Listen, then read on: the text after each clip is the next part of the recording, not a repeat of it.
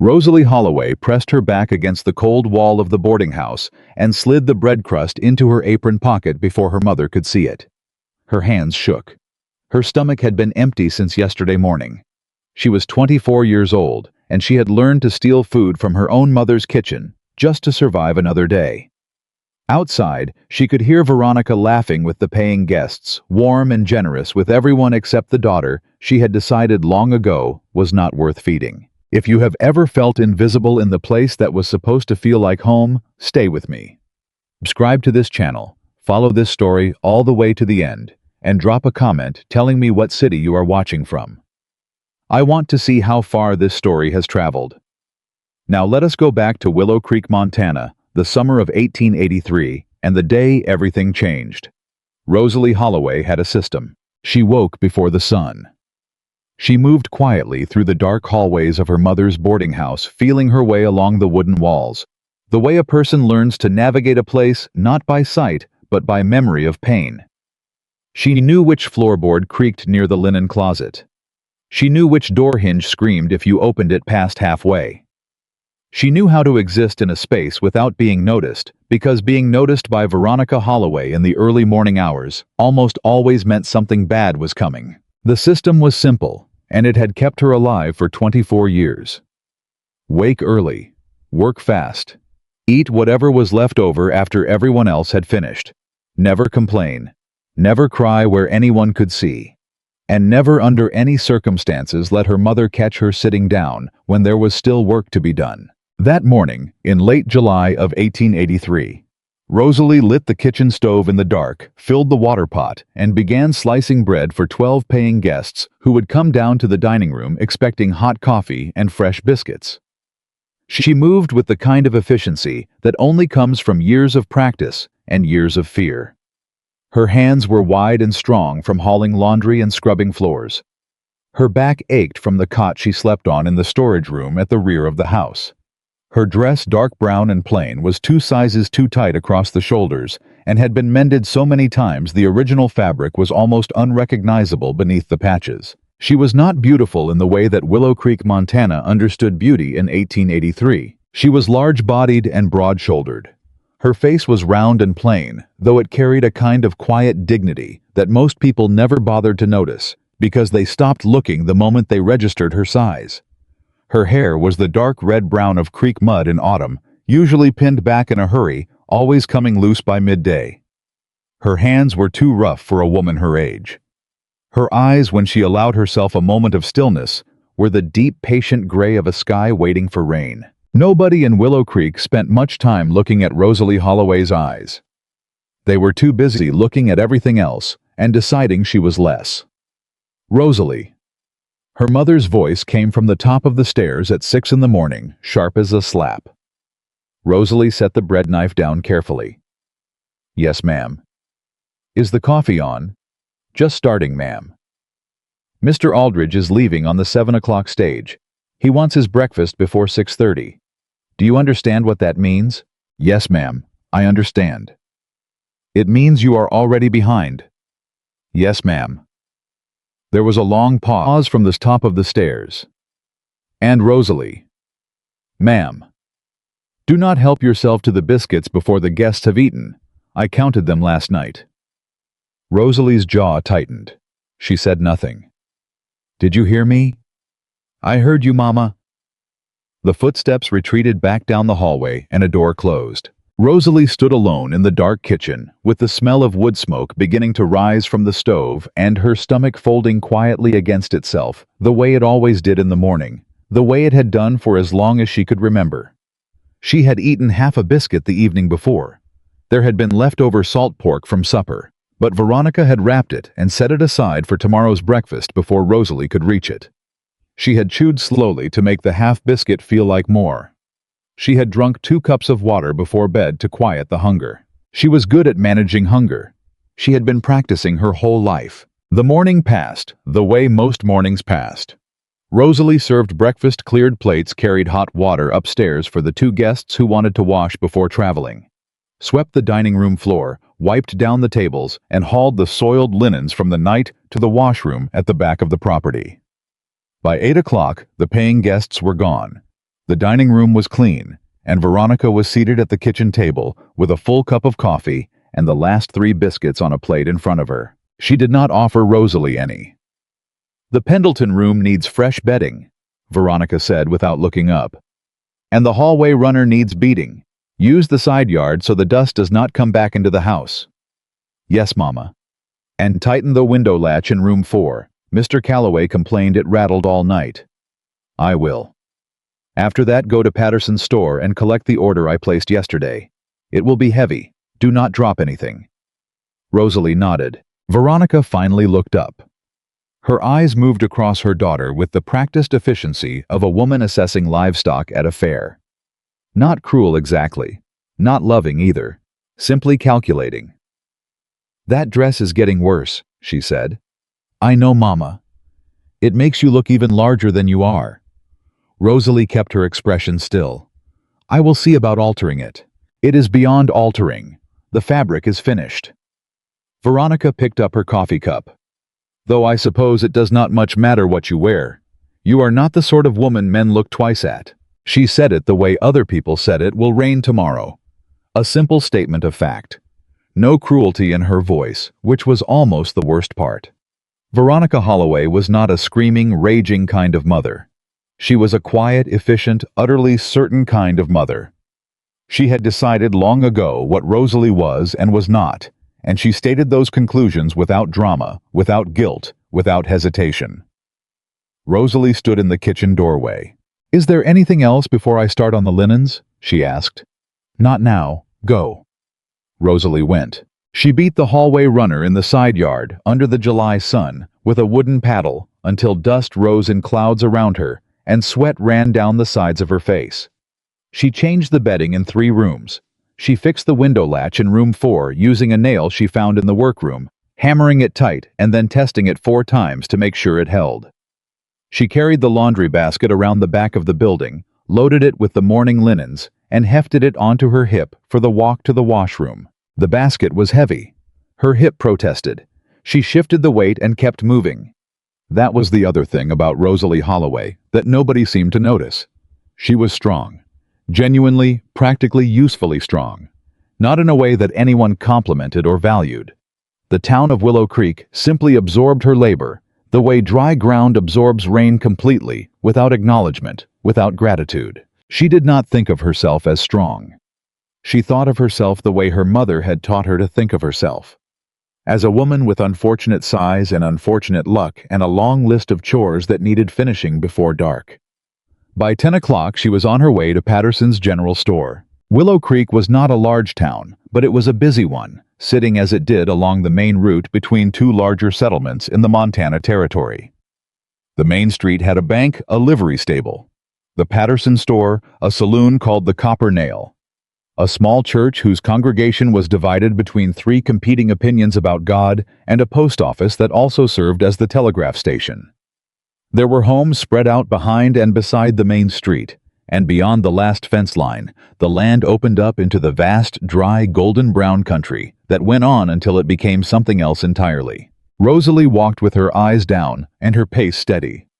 She had learned early that if she moved with purpose and avoided eye contact, most people simply parted around her the way water moves around a stone.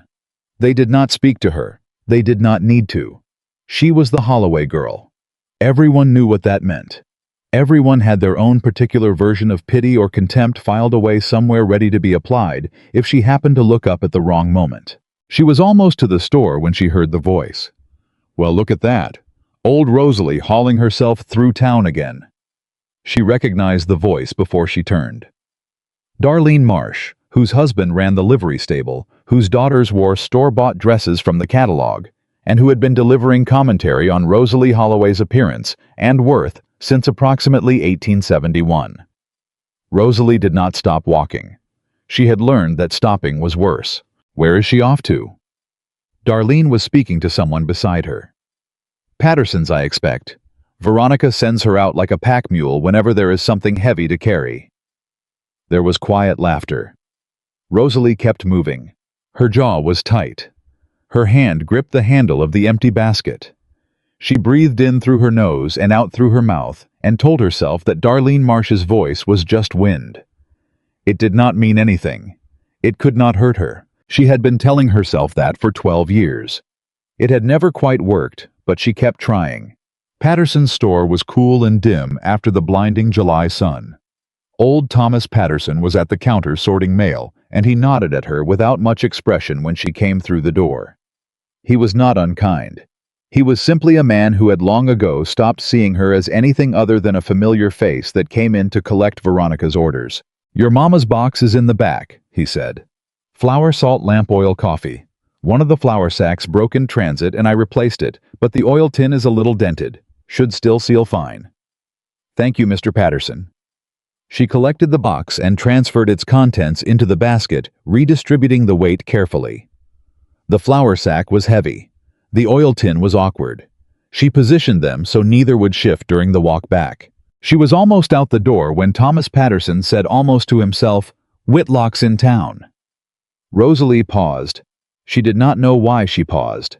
The name meant almost nothing to her. Caleb Whitlock was a rancher. He owned property out past the eastern ridge. She had seen him maybe 3 times in her life at a distance.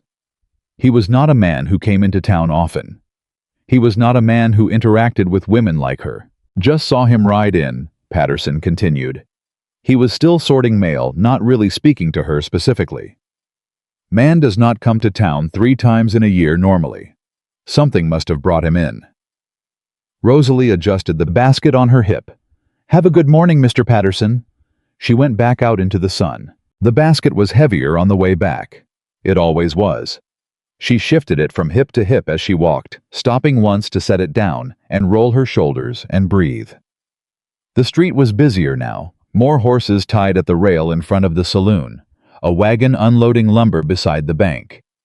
2 women from the church auxiliary, standing outside the post office, engaged in what looked like a very serious conversation.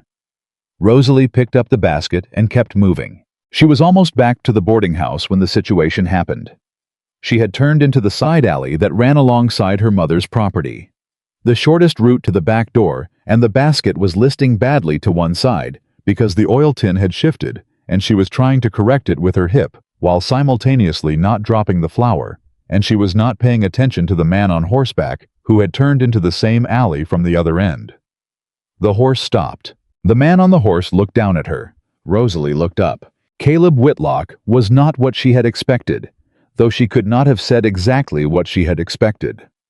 He was tall, even in the saddle, with dark hair going silver at the temples, and a face that had seen considerable weather and showed every bit of it without apology. His jaw was sharp, and his eyes were dark brown, almost black in the shade of the alley. He wore a plain work coat, nothing fancy, and his hat was the kind that has been shaped by years of actual use rather than decorative intention. I was looking at her, not through her, at her. "Excuse me," she said, stepping to the side to let him pass. "I did not see you coming. I apologize." He did not move the horse. "That basket looks heavy," he said. His voice was low and unhurried, the kind of voice that had spent years talking to horses and wide-open country. "It is fine," Rosalie said. "I can manage." She stepped further to the side. He still did not move. "I did not say you could not manage," he said. "I said it looks heavy." She blinked. "Yes, it is, but I am nearly back." A pause. "Where are you taking it?" She nodded toward the back door of the boarding house. "Just there." He watched her for a moment longer.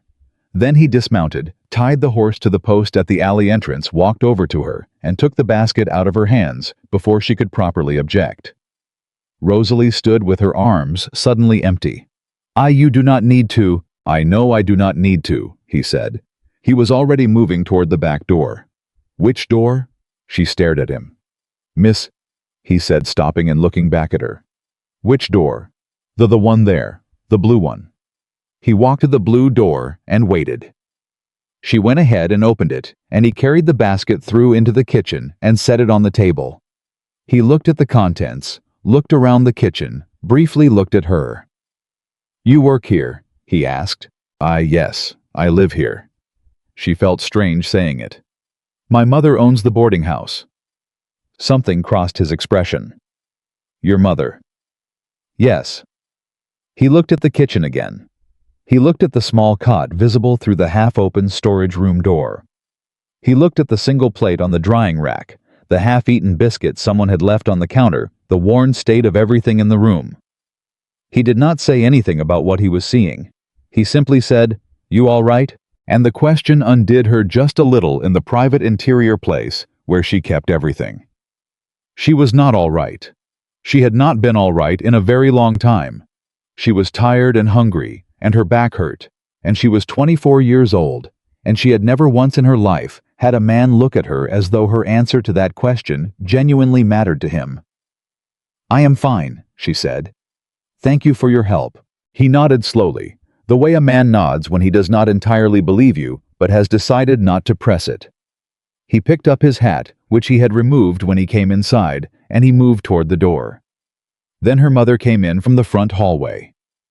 Veronica Holloway stopped when she saw Caleb Whitlock standing in her kitchen.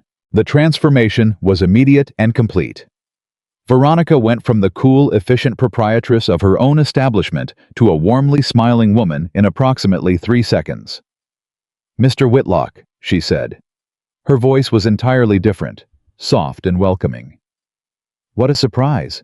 What brings you to my kitchen?" "I helped your daughter with a heavy basket," he said simply. Veronica looked at Rosalie.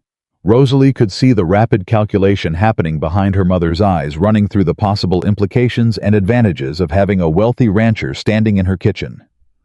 "How very kind," Veronica said.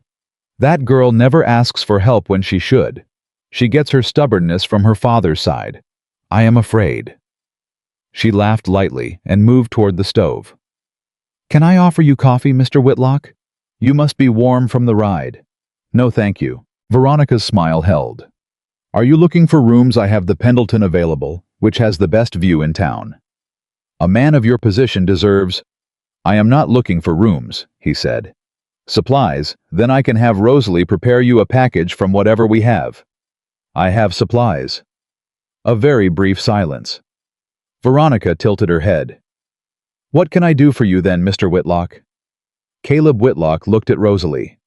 Rosalie felt her whole body go very still. "I have been thinking," he said, and his voice was exactly as unhurried as it had been in the alley, "about the fact that my ranch house has needed a woman's management for 3 years, and I have been putting off doing anything about it because I am not especially good at figuring out these kinds of things."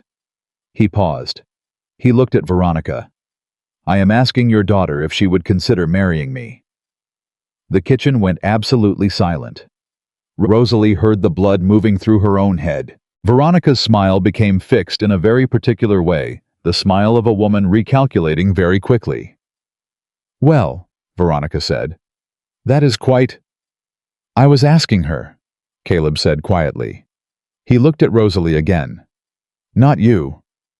Rosalie's throat was so tight she could barely draw breath. She had no framework for this moment. Nothing in 24 years of her life had given her tools for understanding what was happening.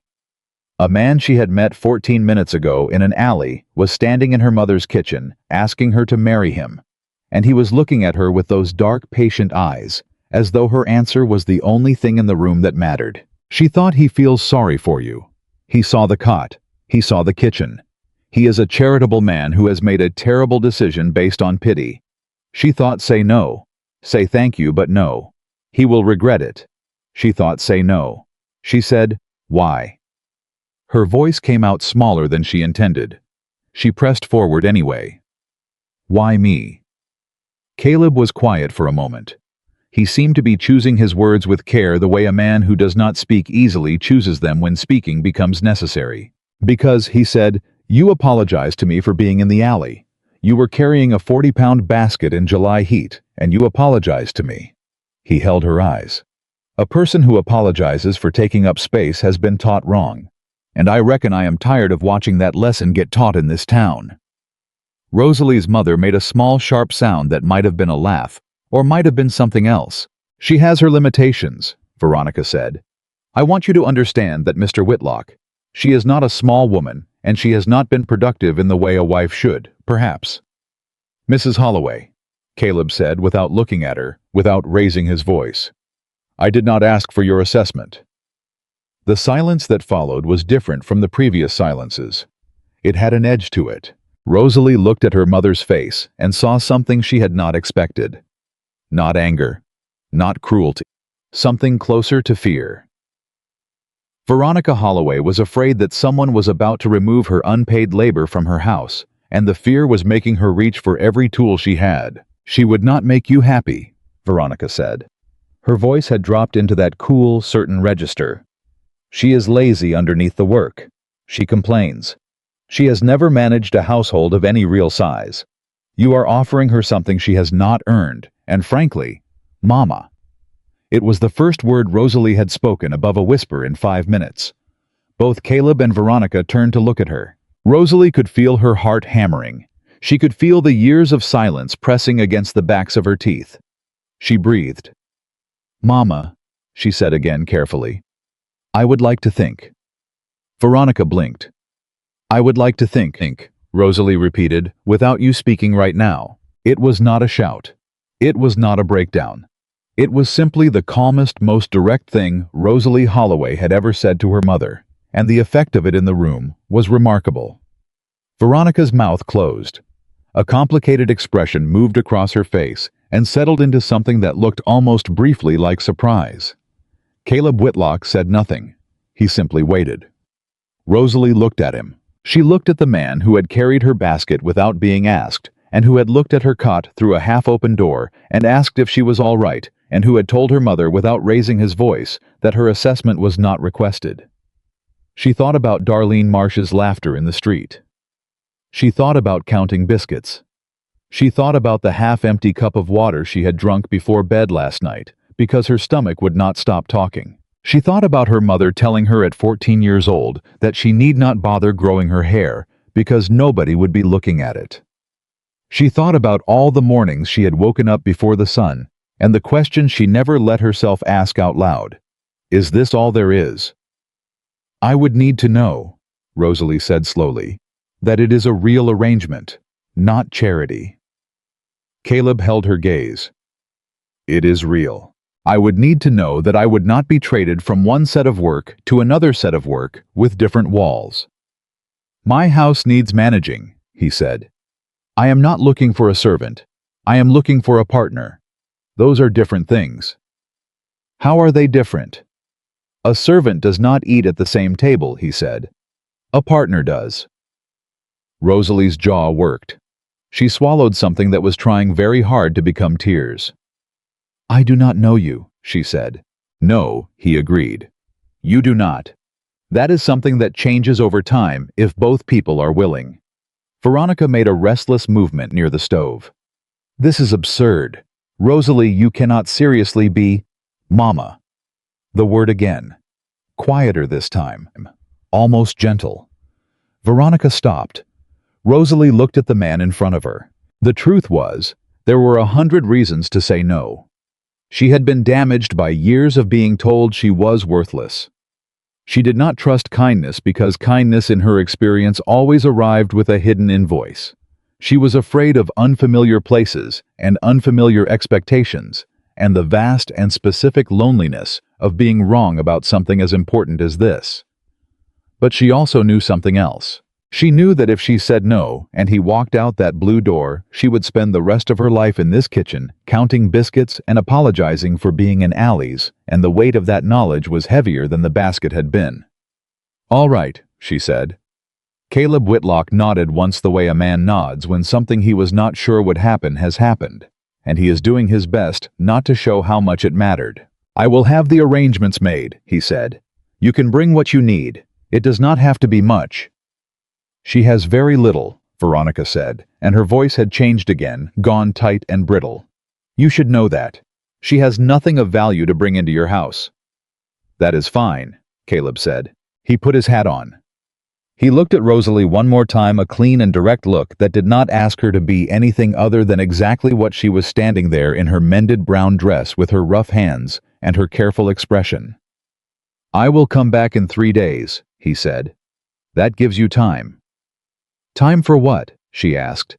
To change your mind if you want to. She would spend those 3 days in a state of suspended disbelief, moving through her chores, with her mind somewhere outside her body, replaying the 14 minutes in the alley and the kitchen until she had worn the memory smooth from handling it too much. She would wonder if she had imagined the way he said, "I did not ask for your assessment." She would wonder if kindness this specific ever survived contact with ordinary life. Veronica did not speak to her for the first day and a half after Caleb left. Then, on the second evening, she came to the kitchen where Rosalie was finishing the dishes, and she stood in the doorway and she said, "You will embarrass him." Rosalie kept washing. "You will embarrass him, and he will send you back, and it will be worse than if you had never gone." Rosalie set a plate on the drying rack. "You have always been a foolish girl," Veronica said. "Foolish and soft and built wrong. No amount of a wealthy man's pity changes that." Rosalie picked up another plate. "I am not asking you to be happy for me," she said quietly. "I am asking you to let me finish the dishes." On the morning of the third day, Caleb came back. He arrived at the front door of the boarding house at 8 in the morning with a wagon and a man named Hector, who was apparently the foreman of Ravenwood Ranch, and a man of approximately 4 words and considerable competence. There was no ceremony. There was very little of anything, really. Rosalie had one bag. Everything she owned fit into it with room to spare. She came downstairs with the bag and stood in the front hallway, and she looked at her mother one last time. Veronica was standing at the top of the stairs in her good morning dress. Hands folded, expression complicated and finally unmistakably human. For just a moment, Rosalie thought she saw something that might have been grief. Then it was gone. "Well," Veronica said. "Go on then." Rosalie walked out the front door into the July morning. The town of Willow Creek watched from its various windows and doorways. She could feel the eyes the way you feel. July heat coming from every direction at once. She heard someone near the saloon say something she chose not to make out. She heard Darlene Marsh's voice from somewhere to the left, and she decided firmly and cleanly not to care. Caleb was standing beside the wagon. He looked at her bag. He looked at her face. He did not say anything about the tears. She was not quite crying, or the set of her jaw, or the way she was holding her shoulders like a woman preparing for impact. He simply said, "The drive is about an hour." "All right," Rosalie said. He helped her up onto the wagon seat, not because she could not manage, because he was there and it was polite. She noted the difference. It was a small thing. It was not a small thing at all. They drove out of Willow Creek and onto the road that led east toward the mountains, and Rosalie Holloway sat on the wagon seat with her one bag at her feet, and the summer air moving against her face, and she did not look back. She thought this could be the worst thing you have ever done. She thought, or it could be the first right thing. The road stretched out ahead of them, long and dry and golden in the morning light, and Caleb Whitlock drove without speaking, which should have been uncomfortable, which was instead somehow the most peaceful silence she had experienced in 24 years of a life spent surrounded by noise that was always about what she was not. For the first time, the silence around her felt like it belonged to her. She held on to that. She held it the way she had held the bread crust in her apron pocket that morning before the world changed, carefully, quietly, with both hands. The mountains grew larger ahead of them. The road kept going. And somewhere in the space between what she had survived and what was waiting, Rosalie Holloway began very carefully and with no certainty whatsoever to breathe. The first thing Rosalie noticed about Ravenwood Ranch was the quiet. Not the quiet of a place where nothing happened, but the quiet of a place where no one was waiting to tell you that you had done something wrong. She sat on the wagon seat as Caleb pulled the horses to a stop in the yard, and she heard wind, and she heard cattle somewhere far off, and she heard a barn door creaking on its hinge, and none of those sounds were directed at her. None of them required anything from her. None of them were going to tell her she was behind. She did not know what to do with that. Hector climbed down from the back of the wagon without ceremony and disappeared toward the barn. Caleb climbed down and came around to her side and offered his hand, the same way he had offered it at the boarding house, without demand, without impatience. She took it. The ground felt different under her feet. She could not have explained why. It was just dirt and dry grass and the same Montana earth she had been walking on her whole life. But it felt different. Maybe because nobody owned this particular patch of it, except a man who had just looked at her mother and said, "I did not ask for your assessment." "The house is yours to manage," Caleb said. "However you see fit." Rosalie looked at him. "However I see fit." "That is what I said." Without being told how. He looked mildly puzzled, the way a man looks when something that seems obvious to him apparently required clarification. "Why would I tell you how I do not know how? That is why I needed someone." She had no answer for that. She picked up her bag and followed him inside. The ranch house was large and plain and had the particular quality of a space maintained by someone who kept things functional rather than comfortable. Everything was clean. Nothing was warm. There were no curtains on the windows. There was a kitchen table with 4 chairs, only one of which showed regular use. The fireplace in the main room had a good iron grate well made, but the mantel above it was bare. The bookshelves had books on them which surprised her. She had not expected books. She stood in the middle of the main room and turned slowly and looked at all of it. "It needs things," she said. "I expect it does," Caleb said. "Curtains, something on the mantel. A rug in here maybe. The kitchen table is in the wrong position. The light from that window would be better if it was moved 2 feet east." She stopped. She had not meant to say all of that. She was not used to saying what she actually thought about a space. Caleb had his hat in his hands, and he was watching her with an expression that was not impatient, and not amused, and not anything she had a familiar name for. It was simply attentive. "All right," he said. "All right meaning I can, or all right meaning you heard me?" "All right meaning do whatever you think it needs," he said. "There is an account at Patterson's store with my name on it. You can order what is necessary." Rosalie blinked. "You are giving me access to your store account. You are my wife," he said simply. "The ranch needs managing. You cannot manage it without supplies." She waited for the qualification, for the limit, for the version of the sentence that ended with, "But do not spend too much, or I will be checking the receipts, or there are certain things you will need my permission for." No qualification came. Caleb put his hat back on. "I will be out until evening. The cook Maria comes 3 days a week, but she will not be in until Thursday. The pantry has what is there. Help yourself to whatever you want." He said the last sentence the way other people said the sky is blue, as though it did not require any particular emphasis or permission granting, as though it were simply the obvious thing. She watched him walk back toward the door. "Mr. Whitlock?" He stopped. "Do you want me to have supper ready when you come in tonight?" He turned. He seemed to think about it, as though it were a genuine question, deserving a genuine answer, not a performance of consideration, but actual thought. "If you want to," he said. "Not because you have to."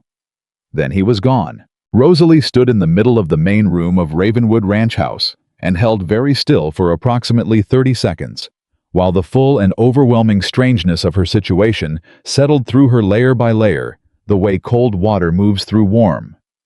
Then she went to the pantry. It was stocked, genuinely abundantly stocked. There was flour and cornmeal and coffee and sugar and 3 kinds of dried beans and 2 types of cured meat and a full crock of lard and more salt than she could use in a month. There were canned goods on the 2nd shelf and dried fruit on the 3rd, and a covered pot of something that turned out to be leftover stew from the day before. She stood in front of the open pantry door for a long time. She was not sure she had ever seen this much food in one place that she was allowed to touch without permission. She reached out and picked up an apple from the bowl on the lower shelf. Just picked it up, held it, looked at it. Then she sat down on the kitchen floor right there on the boards, and she ate the entire apple without measuring it against what she deserved, without saving half for later, without looking over her shoulder to see if anyone was counting. It was the best apple she had ever eaten.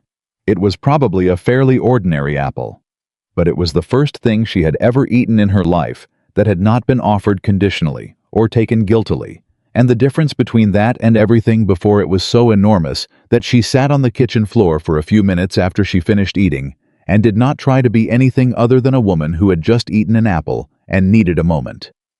Then she got up and went to work, not out of fear, not because someone would check, because the house needed things, and she was here, and her hands were capable, and for the first time in her life capable, meant something other than useful to someone else. She moved the kitchen table. She was right, the light was better immediately. She found a box of odds and ends in the storage room, and inside it were 2 old curtain panels, sun-faded but structurally sound, and she hung them in the main room after spending 20 minutes locating the hooks that must have supported previous curtains, proving someone had lived here before, who understood what a home was supposed to feel like. She made supper. Not because she had to. Because she wanted to, which was a distinction she had never previously been allowed to experience. When Caleb came in that evening and stopped in the doorway of the main room and saw the curtains and the moved table visible through the kitchen doorway and smelled whatever was on the stove, his expression did something small and involuntary. Something that he immediately returned to stillness, but she caught it. He sat down at the table. She put food in front of him. Then she sat down across from him. He looked at the place setting in front of her. "You are eating with me," he said. "You said a partner eats at the same table."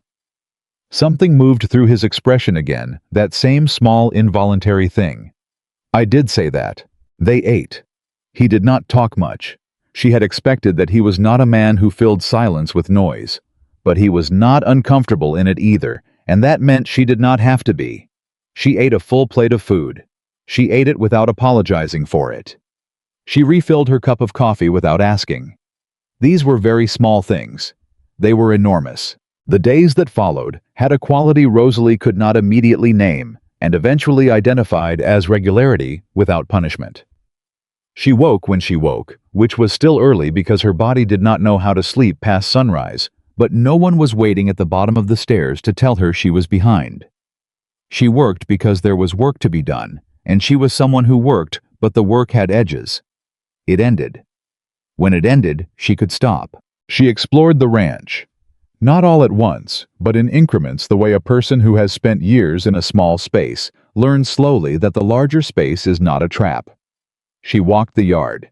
She learned the names of the hands. There were 6 of them, ranging from a taciturn man named Amos, who was at least 60 and had apparently been working Ravenwood land since before Caleb bought it, to a young man named Curtis, who could not have been more than 20, and who looked at Rosalie with the straightforward lack of judgment of someone who had not yet learned to look at people sideways. "You cook?" Curtis asked her on the 3rd morning, appearing at the kitchen door with the particular hopefulness of a young man who had been surviving on his own cooking for several days. "I do," Rosalie said. "Better than cold beans." "Considerably better than cold beans." Curtis grinned.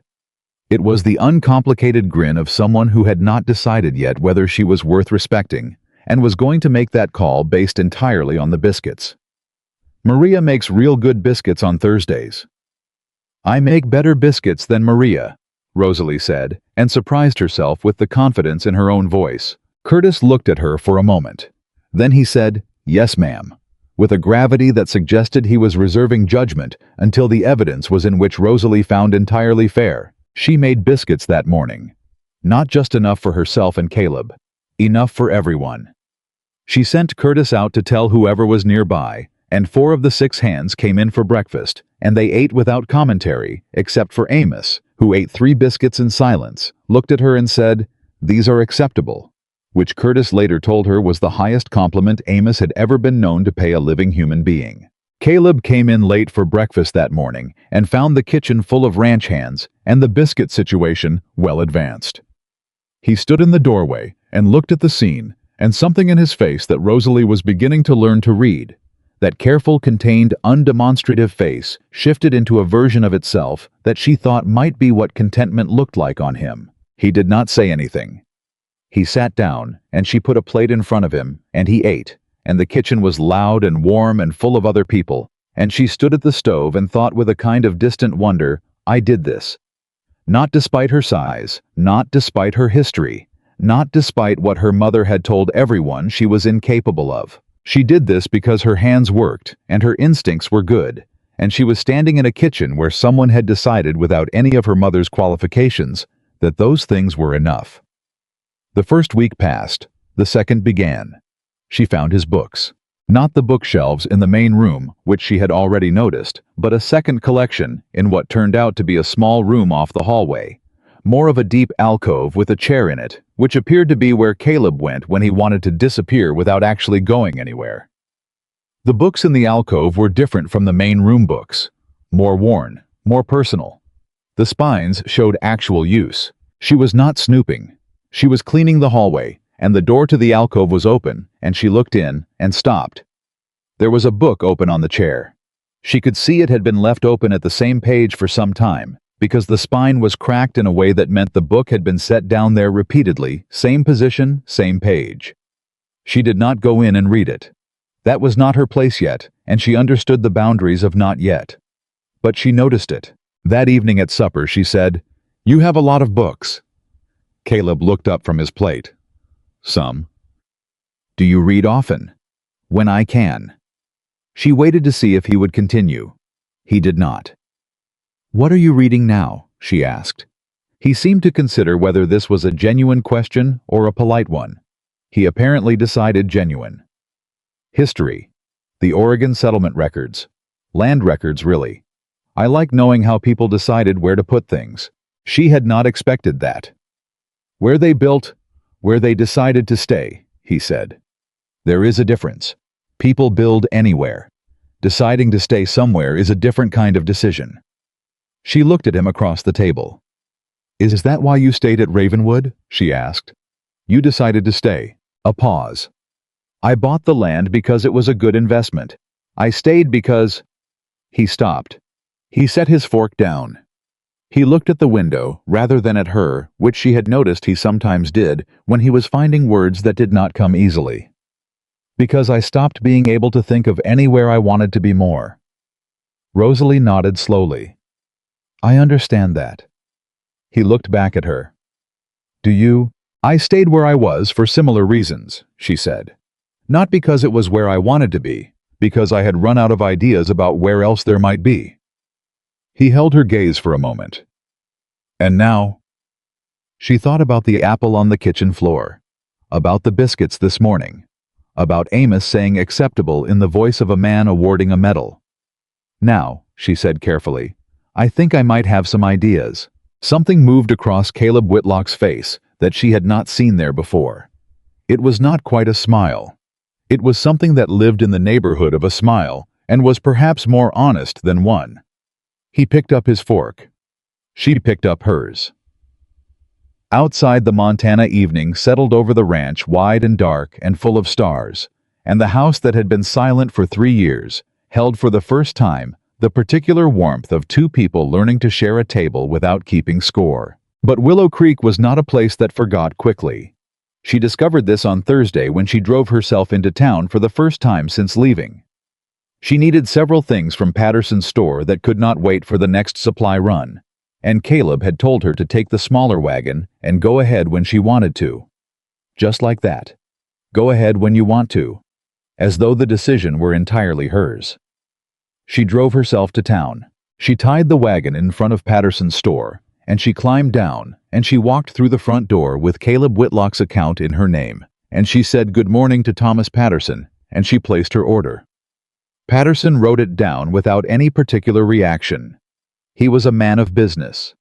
She had money behind her now, which in practical terms meant more to him than any social calculation. He was courteous. He was efficient. He loaded her order. It was on the walk back to the wagon that Darlene Marsh materialized from the post office. "Mrs. Whitlock," Darlene said, and managed to put about 4 different kinds of commentary into those 2 words without technically saying any of them. "Mrs. Marsh," Rosalie said. She kept moving. "Settling in well, are you?" "Quite well, thank you. We have all been so surprised," Darlene said, falling into step beside her in a way that was technically friendly and actually predatory. "It was very sudden, was it not, the whole arrangement?" Rosalie loaded the first package into the wagon. "Some good things are." "And how are you finding ranch life? It must be quite a change from the boarding house." A pause that carried the weight of several unspoken sentences. "From what you were used to." Rosalie turned and looked at Darlene Marsh directly. She had spent 24 years looking at this woman's shoes. "I am finding it very well," she said. Her voice was even and unhurried. "The pantry is well stocked. The kitchen is large. The table is where I moved it, which is an improvement. Is there something specific you wanted to know? Darlene blinked. She was not accustomed to Rosalie asking her questions. I simply wanted to be neighborly, Darlene said with the particular injured dignity of someone whose weaponized niceness has been deflected. That is kind, Rosalie said. Good day, Mrs. Marsh. She climbed up onto the wagon seat and drove back toward Ravenwood. Her hands were trembling on the reins. Not from fear. From something larger and more complicated than fear. The particular full-body vibration of a person who has said something true out loud for the first time and is still processing the shock of it. She drove the whole way back shaking and arrived at the ranch yard, feeling like she had survived something which she had, though it was nothing anyone watching from the outside would have identified as dangerous. She unhitched the wagon. She brought the supplies in. She started lunch. When Caleb came in at midday and she told him she had driven herself to Patterson's, he looked at her over his coffee cup and said, "Any trouble?" She thought about Darlene Marsh. "Nothing I could not manage," she said. He nodded the way he nodded when he believed her, but was paying attention anyway. The second week gave way to the third, and it was on a Tuesday morning of the third week when Rosalie was in the yard, hanging washing on the line that Hector had repaired for her the day before, without being asked, and without fanfare, simply repaired it because it needed repairing. And he was a man who fixed things that needed fixing. It was on this Tuesday morning that she heard horses coming up the road and looked up and saw 3 riders. She did not recognize 2 of them. The third she recognized immediately, her mother. Veronica Holloway sat side saddle on a borrowed horse with the careful posture of a woman who did not ride often and was not going to let that show. She was wearing her best visiting dress. Her expression was the one she used for purposes of business. Rosalie set down the sheet she was holding. She did not run. She did not retreat toward the house. She stood in the yard with the washing line behind her, and she waited, and something in the waiting itself felt like a statement. The 3 riders pulled up. The 2 men with Veronica were strangers to Rosalie. One was a heavy-set man in a town suit with a leather satchel, which meant lawyer. The other was younger and harder-looking, standing back slightly in a way that said hired muscle or witness or both. Veronica dismounted with the help of the heavy-set man and walked toward Rosalie across the yard. "Well," she said, "you look better fed." It was the first thing out of her mouth. Not hello, not how are you. The observation about Rosalie's body delivered in Veronica's usual tone of someone noting the weather. Rosalie said, "Good morning, Mama." "I have come on a matter of business," Veronica said. "Is your husband home?" "He is working," Rosalie said. "What business?" Veronica glanced at the lawyer. The lawyer opened his satchel. "It has come to my attention," Veronica said with the careful precision of someone reciting something practiced, "that you left my household under circumstances that may not have been entirely voluntary. That there was a certain pressure applied by Mr. Whitlock that amounts in the view of certain parties to coercion." Rosalie looked at her mother. She looked at her for a long time. "You were there," Rosalie said. "You watched me say yes." Children under duress say many things. I am 24 years old. And without legal counsel, without family present to represent your interests. "You were present," Rosalie said. "You were standing in the kitchen." "Representing my own interests," Veronica said with a flash of something honest beneath the prepared language, "is not the same as representing yours." There it was. The admission inside the argument. Rosalie had known it all her life, but she had never heard her mother say it out loud before, however sideways. The lawyer stepped forward and produced a document. "Mrs. Whitlock, this is a formal inquiry into the conditions of your marriage arrangement signed by 3 members of the Willow Creek Town Council. We would simply require your husband to appear and answer some questions." "Some questions," Rosalie repeated. "Regarding the circumstances of your departure from your mother's household. Regarding the financial arrangements." Rosalie looked from the lawyer to the harder-looking man and back to her mother. She understood exactly what was happening. Her mother was not here out of concern.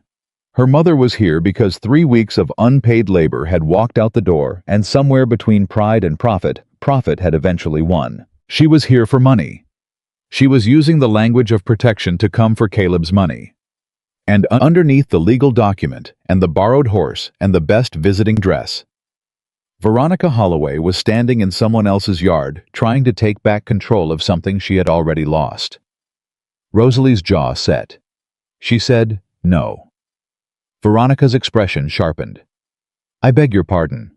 "No," Rosalie said again. "My husband will not be appearing to answer questions. I will not be signing any document. You will not be coming into this house." "Rosalie." "You told me I was worthless," Rosalie said. Her voice was level and clear and had no performance in it at all. "You counted the biscuits. You told me to eat what was left after everyone else had finished. You put me in a storage room and called it a bedroom and told me no man would ever see past what I looked like." She took one step forward. "If you had a concern for my well-being, you had 24 years to demonstrate it. You chose not to. You do not get to use the language of concern now because your labor walked away." The yard was very quiet. Even the horses seemed to be paying attention. Veronica's expression had gone through several rapid changes and had arrived somewhere Rosalie could not quite read. Anger, maybe. Something underneath the anger that was older and harder to name. "You would speak to me this way," Veronica said very quietly, "after everything I provided." "You provided a roof and work," Rosalie said. "That is not the same as a home. You know the difference. I know you do, because if you did not know the difference, you would not have bothered being generous with the paying guests." A muscle moved in Veronica's jaw. The lawyer shifted his satchel. "I would strongly recommend," said a voice from behind Rosalie, "that you take your document and your company back to Willow Creek." Rosalie turned. Caleb had come up from the south field without her hearing him. He was on horseback, which put him above everyone in the yard, and Hector was 2 steps behind him, which made the number of people standing on the Ravenwood side of this conversation 4 to 3. He did not raise his voice. He did not have to. "My wife has given you her answer," Caleb said. He looked at the lawyer with the direct, flat patience of a man who has dealt with more intimidating legal challenges than a document in a leather satchel. "If you have a legitimate complaint, you will file it through the proper court in Helena, and I will have my own lawyer respond accordingly. If you are here on a social call, you are not welcome." He looked at Veronica. "I am sorry for that, but my wife's answer is my answer." Veronica looked from Caleb to Rosalie. For a single unguarded moment, something collapsed in her face. Not grief exactly, not guilt exactly, but something that had lived in the same house as both of them for a long time and had run out of room. Then she gathered herself. She turned to the lawyer. She walked back to her horse. None of them said another word. Rosalie stood in the yard and watched the 3 riders go back down the road toward Willow Creek, smaller and smaller against the morning sky, until they were nothing. She became aware that her hands were completely steady. That surprised her. She had expected to shake. She had expected the old collapse inward that happened whenever her mother's voice reached a particular register. Instead, there was just a clean, complete stillness, the way a room feels after a window has been opened and the stale air has moved out. Caleb dismounted and came to stand beside her. "You heard," she said. "Most of it. I came when Hector told me there were riders coming up the road." She nodded. "You handled it," he said. "I did." A pause. "I was looking at the road where the riders had gone, not at her." "You did not need me," he said. "No," she agreed. "But I am glad you came." He looked at her then. That same careful, attentive look she had been learning to read across 3 weeks of suppers and mornings and a shared table. "So am I," he said. They stood together in the yard as the morning moved around them, and Rosalie felt something shift in the arrangement between them. Something that had been tentative become something else. Something with more weight to it, more permanence. The difference between a structure that is being tested and a structure that has been tested and has held. That evening at supper, he asked her quietly over coffee, "Are you all right?" She thought about the question. She gave it the real consideration it deserved, instead of the automatic fine she had been issuing her entire life. "I am angry," she said. "But it is a clean kind of angry. Not the kind that breaks things. The kind that is telling you something true." He looked at her. What is it telling you? She wrapped both hands around her coffee cup. That I wasted a lot of years being afraid of a woman who was afraid of losing something she had never actually treated like something worth keeping. Caleb said nothing for a moment. Then he said, "That is not a waste. That is just the road you had to take to get here." She looked at him across the table. Outside, the wind had picked up and was moving through the grass around the ranch with a sound like rushing water. The curtains she had hung shifted slightly. The kitchen was warm. Her coffee cup was full, and she had not asked permission for the second cup or the third. "Caleb," she said. He looked up. "Thank you," she said. "Not for today specifically. For all of it. The basket in the alley. The apple in the pantry." He looked startled. "The apple? You stocked that pantry fully," she said. "You did not have to do that.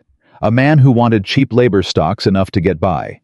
You stocked it like someone was going to live there." He was quiet for a moment. His thumb moved against the side of his coffee cup. "I suppose," he said carefully, "I wanted whoever came to feel like they were coming home." Rosalie held his gaze. The word home sat between them on the table, like something fragile and new, just placed there, waiting to see if the surface would hold it. She decided it would. "It does," she said softly. "Feel like home." He nodded once. He looked down at his cup, but she saw his expression before he looked away, and she understood that for a man who had spent 3 years in a house full of silence, those 3 words, "it feels like home," were as close to everything as words could come. 3 months into her life, at Ravenwood Ranch, Rosalie Holloway, Rosalie Whitlock, now, though the name still sometimes caught in her throat, like something she had not yet fully swallowed, made a discovery that rearranged everything she thought she understood about the man she had married. It happened on a Wednesday morning, the kind of ordinary Wednesday that gives no warning about what it intends to become. She was in the alcove hallway with a dust rag, doing the careful, respectful kind of cleaning that does not disturb a person's private space, but keeps it from disappearing under neglect. When she heard Caleb's voice from the main room, not directed at her, but low and tense in a way she had never heard from him before. She paused. She was not eavesdropping. She simply stopped moving because something in the quality of his voice reached through the wall and held her still. "You knew when you sold me that land what the eastern boundary was," Caleb was saying. "We shook on it, Garrett. That is not a small thing." A man's voice she did not recognize, looser and more comfortable than Caleb's, answered. "Now, Caleb, boundaries shift. The county surveyor has reassessed that ridgeline, and the new map puts—" "The new map," Caleb said, "did not exist when we made our agreement." "No," the other man said. "But it exists now. And it says that the eastern grazing land you have been running cattle on for 2 years belongs to Garrett Holdings." Silence. Rosalie pressed herself against the hallway wall. She was not afraid. She was very, very still. "How much of it?" Caleb said finally. 400 acres, give or take." Another silence, longer this time. "Give or take," Caleb repeated. "I am sorry, Caleb. Business is business." "Get off my property," Caleb said, quiet, absolute. "Get off it now and tell your lawyer to expect a response from mine by the end of the month." She heard footsteps, heard the front door open and close, heard a horse leave the yard. Then silence. She waited a moment. Then she stepped into the doorway of the main room. Caleb was standing at the window with his back to her, one hand braced against the frame. He did not turn around when she came in, but his shoulders shifted in a way that told her he knew she was there. "How much did you hear?" he asked. "Enough," she said. 400 acres. He said nothing. "Is that a significant amount?" she asked. "It is the best grazing land I have. The cattle that run that ridge produce 30% of the ranch's annual income." He paused. "If Garrett files that survey and makes it stick, I will manage. But it will take years to replace what that land produces." Rosalie came fully into the room. She sat down in the chair by the cold fireplace, her chair now the one she had claimed without announcement 3 weeks ago, and which Caleb had subsequently stopped sitting in, as though some mutual understanding had been reached without words. "Tell me about Garrett," she said. He turned from the window. He looked at her.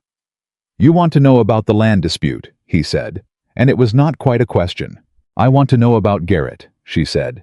"There is a difference." Something in his expression shifted. He came and sat down across from her on the settee that she had recovered with a piece of heavy wool fabric she'd found in the storage room, and that now looked considerably better than it had 3 months ago. "Chester Garrett," he said, "bought the land south and east of mine 12 years ago. He is a man who built a large operation by being very careful about agreements and then finding ways to reinterpret them. Has he done this before? 3 times that I know of. 2 of the people he did it to left the territory. One of them fought and lost everything in the process. And you. And me," he said. "I have better lawyers than the others did, but lawyers cost money and a long court case costs more money, and Garrett has been in this valley longer than I have and has relationships with the county surveyor that I do not have." Rosalie looked at her hands. She turned the information over in her mind, the way she turned problems in the kitchen, finding the edges of them, identifying what was fixed and what could be moved. "When did the county survey happen?" she asked. "According to Garrett, 3 weeks ago." 3 weeks ago, she repeated. "While you were in Helena for the cattle registration." He stilled. "You were gone for 5 days, she said. "The survey happened while you were out of the territory and could not contest the surveyor's access." Caleb looked at her with the expression of a man who has just seen something he should have seen earlier and is recalculating accordingly. "That is not a coincidence," Rosalie said. "No," he said slowly. "No, it is not. That surveyor did not choose that week by accident. Someone told him when you would be gone." The silence in the room changed quality. It went from the silence of a problem being discussed to the silence of a problem being understood. "Someone in this county," Caleb said. "Someone who knows your schedule," Rosalie said. "Who knew exactly when you would be away from the land long enough for a survey to happen without your presence or your objection." He leaned forward, his elbows on his knees, his hands clasped, his dark eyes focused on something past her right shoulder with the look of a man assembling pieces into a shape. "Hector," he said. "Is Hector capable of that?" she asked. "No," he said immediately. "Not Hector. But Hector tells the other hands the schedule. And I had one visitor the week before I left for Helena who knew I was going. One visitor who was not a ranch hand."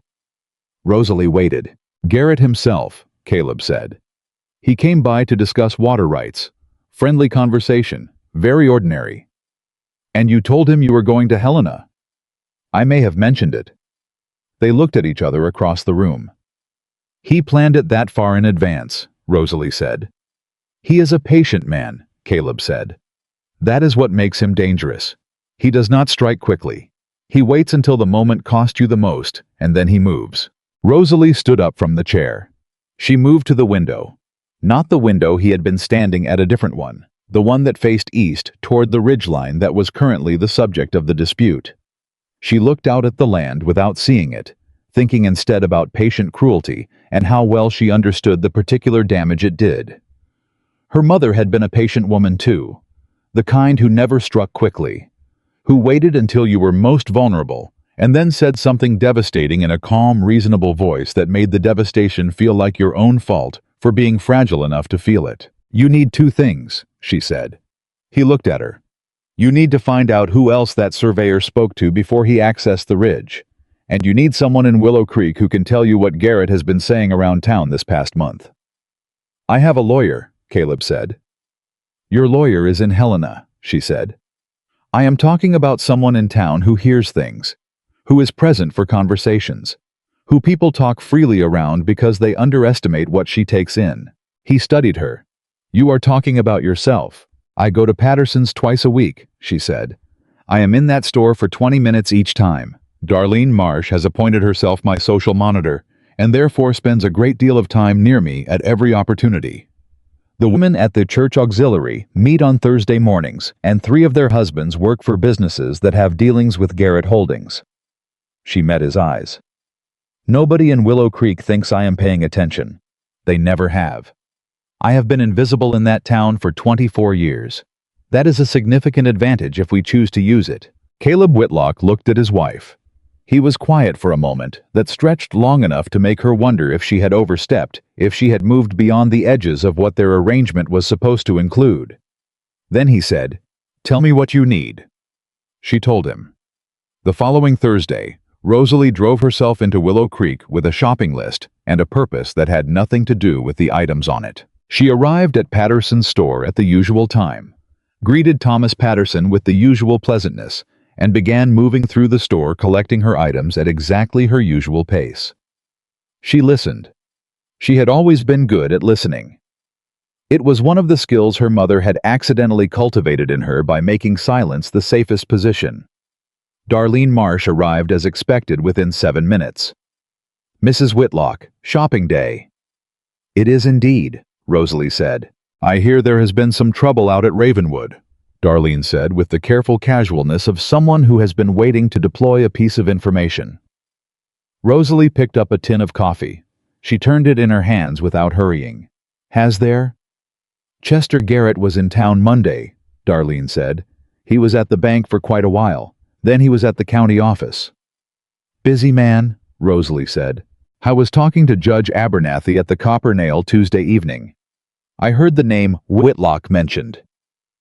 Rosalie set the coffee tin in her basket. She turned to look at Darlene Marsh with the direct level gaze she had been practicing since the day in the yard with her mother. "Mrs. Marsh," she said, "you have never been particularly kind to me, but you are an observant woman, and you are telling me this for a reason. What is the reason?" Darlene blinked. She had not expected that either. Rosalie was discovering that saying the direct thing to people who expected her to remain indirect was extraordinarily effective. "Chester Garrett," Darlene said, and her voice had dropped a register, "has been quietly buying out small landholders in this valley for 8 years.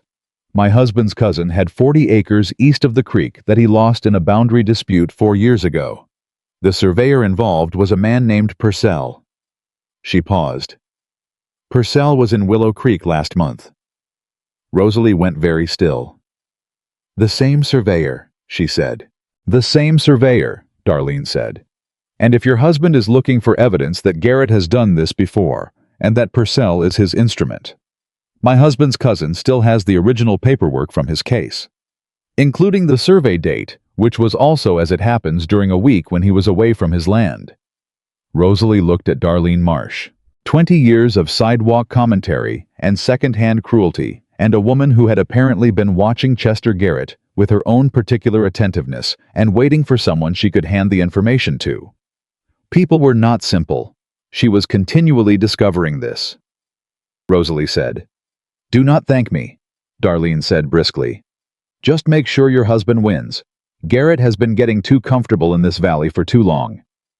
She walked out of the store. Rosalie stood in the middle of Patterson's with her basket and a piece of information that had just changed the shape of Caleb's legal fight, and she breathed in slowly and breathed out and thought about how many times in her life she had been in rooms where important things were happening, and nobody had ever thought to ask what she saw. She drove back to Ravenwood fast. She found Caleb in the barn with Hector, and she went straight through the barn door and said, "Purcell is Garrett's instrument. He has done this at least once before to a landholder named Hector. What is your family name of the man east of the creek who lost 40 acres 4 years ago?" Hector turned from what he was doing and looked at her. "Beaumont," he said. "James Beaumont. He ranches up near Cotter's Ridge now." He paused. "How did you know about Beaumont?" "Because someone in town decided I was worth talking to today," she said. She looked at Caleb. "Beaumont has the original paperwork, same surveyor, same pattern. Garrett moved on Beaumont's land during a week when Beaumont was away from it." Caleb straightened. He looked at Hector. Hector looked at Rosalie with an expression that had in it something she had not seen from him before. Not the neutrally respectful acknowledgement of a foreman toward an employer's wife, but something closer to genuine reassessment. The look of a man updating a file. "I can ride to Cotter's Ridge by Friday," Hector said. "Go tomorrow," Caleb said. "Early." Hector nodded and walked out of the barn. Caleb turned to Rosalie. "Darlene Marsh told you this," he said. It was not quite a question. She did. "Darlene Marsh, who has been awful to me for 20 years, yes." Rosalie set her basket down on a hay bale and crossed her arms. She was also watching Garrett and waiting for an opportunity. People are more complicated than the worst thing they have done. He looked at her for a long moment. "You are extraordinary," he said. The word landed on her like unexpected warmth, direct and clean, and without condition. She felt her face do something involuntary. She looked away from him briefly to collect it. "I am practical," she said. "It looks like extraordinary from a certain angle." He almost smiled. They sent a full account to Caleb's lawyer in Helena the following morning, including everything Rosalie had gathered from Darlene Marsh and the details they anticipated Hector would bring back from Beaumont. It was the strongest position Caleb had been in since the dispute began, and he knew it, and Rosalie knew it, and they both knew she was the reason. She was still turning all of this over in her mind 4 days later when the second blow arrived. It arrived in the form of a letter. Caleb brought it in from the post at midday. He set it on the kitchen table without a word, and she saw from his face that something was wrong before she read a single line. The letter was from Helena, from the county records office. It was not from Garrett's lawyer. It was from an administrator in the land records division, and it stated in the careful language of official correspondence that a formal challenge had been filed regarding the original deed to Ravenwood Ranch itself. Not just the eastern grazing land. The deed. Someone was claiming that the original land purchase, dated 1879, contained a recording error that called into question the legal standing of the entire title. Rosalie read the letter twice. She set it on the table. "The entire ranch," she said. "The deed error is real," Caleb said. His voice was steady, but she could hear the thing underneath the steadiness. The thing he was keeping from the surface, with the particular effort of a man who has learned to keep things from the surface. "There was a clerical error in the original recording. I knew about it. My lawyer told me years ago it was minor and unlikely to cause problems. He advised me to file a correction, but it was expensive and complicated and He stopped. "I delayed." "How long have you known?" "4 years." She was quiet. "I should have dealt with it," he said. "Yes," she said. "You should have." He looked at her. He had expected sympathy. She could see that in his face. "But," she said, "you did not, and the delay does not mean Garrett has a legitimate claim. It means he found an administrative weakness, and he is going to try to use it." She pulled the letter back toward her and read it again. "He is attacking from 2 sides, the Eastern Boundary Survey and now the title deed. One of them will probably succeed if you fight them separately. Both of them together might overwhelm your resources." "Yes," Caleb said. "So do not fight them separately," she said. He looked at her. "If you can prove that Garrett knew about the deed error before he filed the boundary survey, if you can show that the boundary challenge was filed with the intention of creating financial pressure specifically to make you unable to mount an adequate defense of the title challenge, that changes the nature of both cases. It becomes predatory interference, not a boundary dispute." Caleb sat down slowly. "Your lawyer needs to file a counter-complaint," Rosalie continued. "Not a defense, an offense. Garrett has done this before. Beaumont's case is evidence of a pattern of predatory interference with legitimate land titles using manipulated surveys and strategic timing." She pushed the letter across the table. "That is not a man defending a boundary. That is a man running a scheme. And schemes, when you can show the pattern, look different to a judge than disputes do." The kitchen was very quiet. Caleb was looking at her with an expression she had not seen on him before. It was not the contained, attentive look she was used to. It was something more open than that, something that had let go of its careful management. "Where did you learn to think like this?" he asked. "From a woman who controlled everything around her through strategic management of information and resources," Rosalie said. "My mother was not kind, but she was very good at understanding how power worked. I watched her do it for 24 years. She met his eyes. "I learned from her. I just decided to use what I learned differently." He reached across the table. He put his hand over hers. It was the first time he had touched her with anything that was clearly, unambiguously, deliberately something other than courtesy or assistance. His hand was warm and calloused and heavy with years of outdoor work, and it covered her hand completely and did not move. She looked down at their hands on the table. She looked up at him. His expression was the most unguarded she had ever seen. It all the careful management laid aside, and what was underneath it was not what she had expected. She had expected gratitude, maybe respect. What she saw was something that had been there longer than gratitude, something that had perhaps been there since an alley in July, and a 40-pound basket, and a question. "You all right?" "Rosalie," he said. His voice was different, lower and rougher, and without its usual control. "Yes," she said. She did not know exactly what she was answering. She answered it anyway. He did not let go of her hand. The letter from Helena sat on the table between them, and outside the cattle were somewhere on the hills that might or might not still be his hills in 6 months, depending on what happened in a courthouse in Helena, and none of that was resolved, and none of it was simple. But his hand was on hers, and she had not pulled away, and the kitchen was warm and quiet and real. She said, "We should send that letter to your lawyer today." "We should," he said. Neither of them moved immediately. Then, because they were both practical people who understood that the work did not stop for the moment, she turned her hand over under his and squeezed once firmly, and they let go, and she stood and began writing the letter to the lawyer in Helena, while Caleb sat at the table and added his own notes in his spare, precise handwriting. They worked side by side at the kitchen table for 2 hours that afternoon, and it was, Rosalie thought, one of the most intimate things she had ever done. Not because of what it was, because of what it said. "We are in this together. Your problem is my problem. Your ranch is my ranch. Your fight is my fight." Nobody had ever told her in 24 years that their fight was her fight. The letter went out on the Thursday stage. The following week, the news came back from Cotter's Ridge. Hector had found James Beaumont, and James Beaumont had his paperwork, and the paperwork was exactly what they had hoped. Same surveyor Purcell.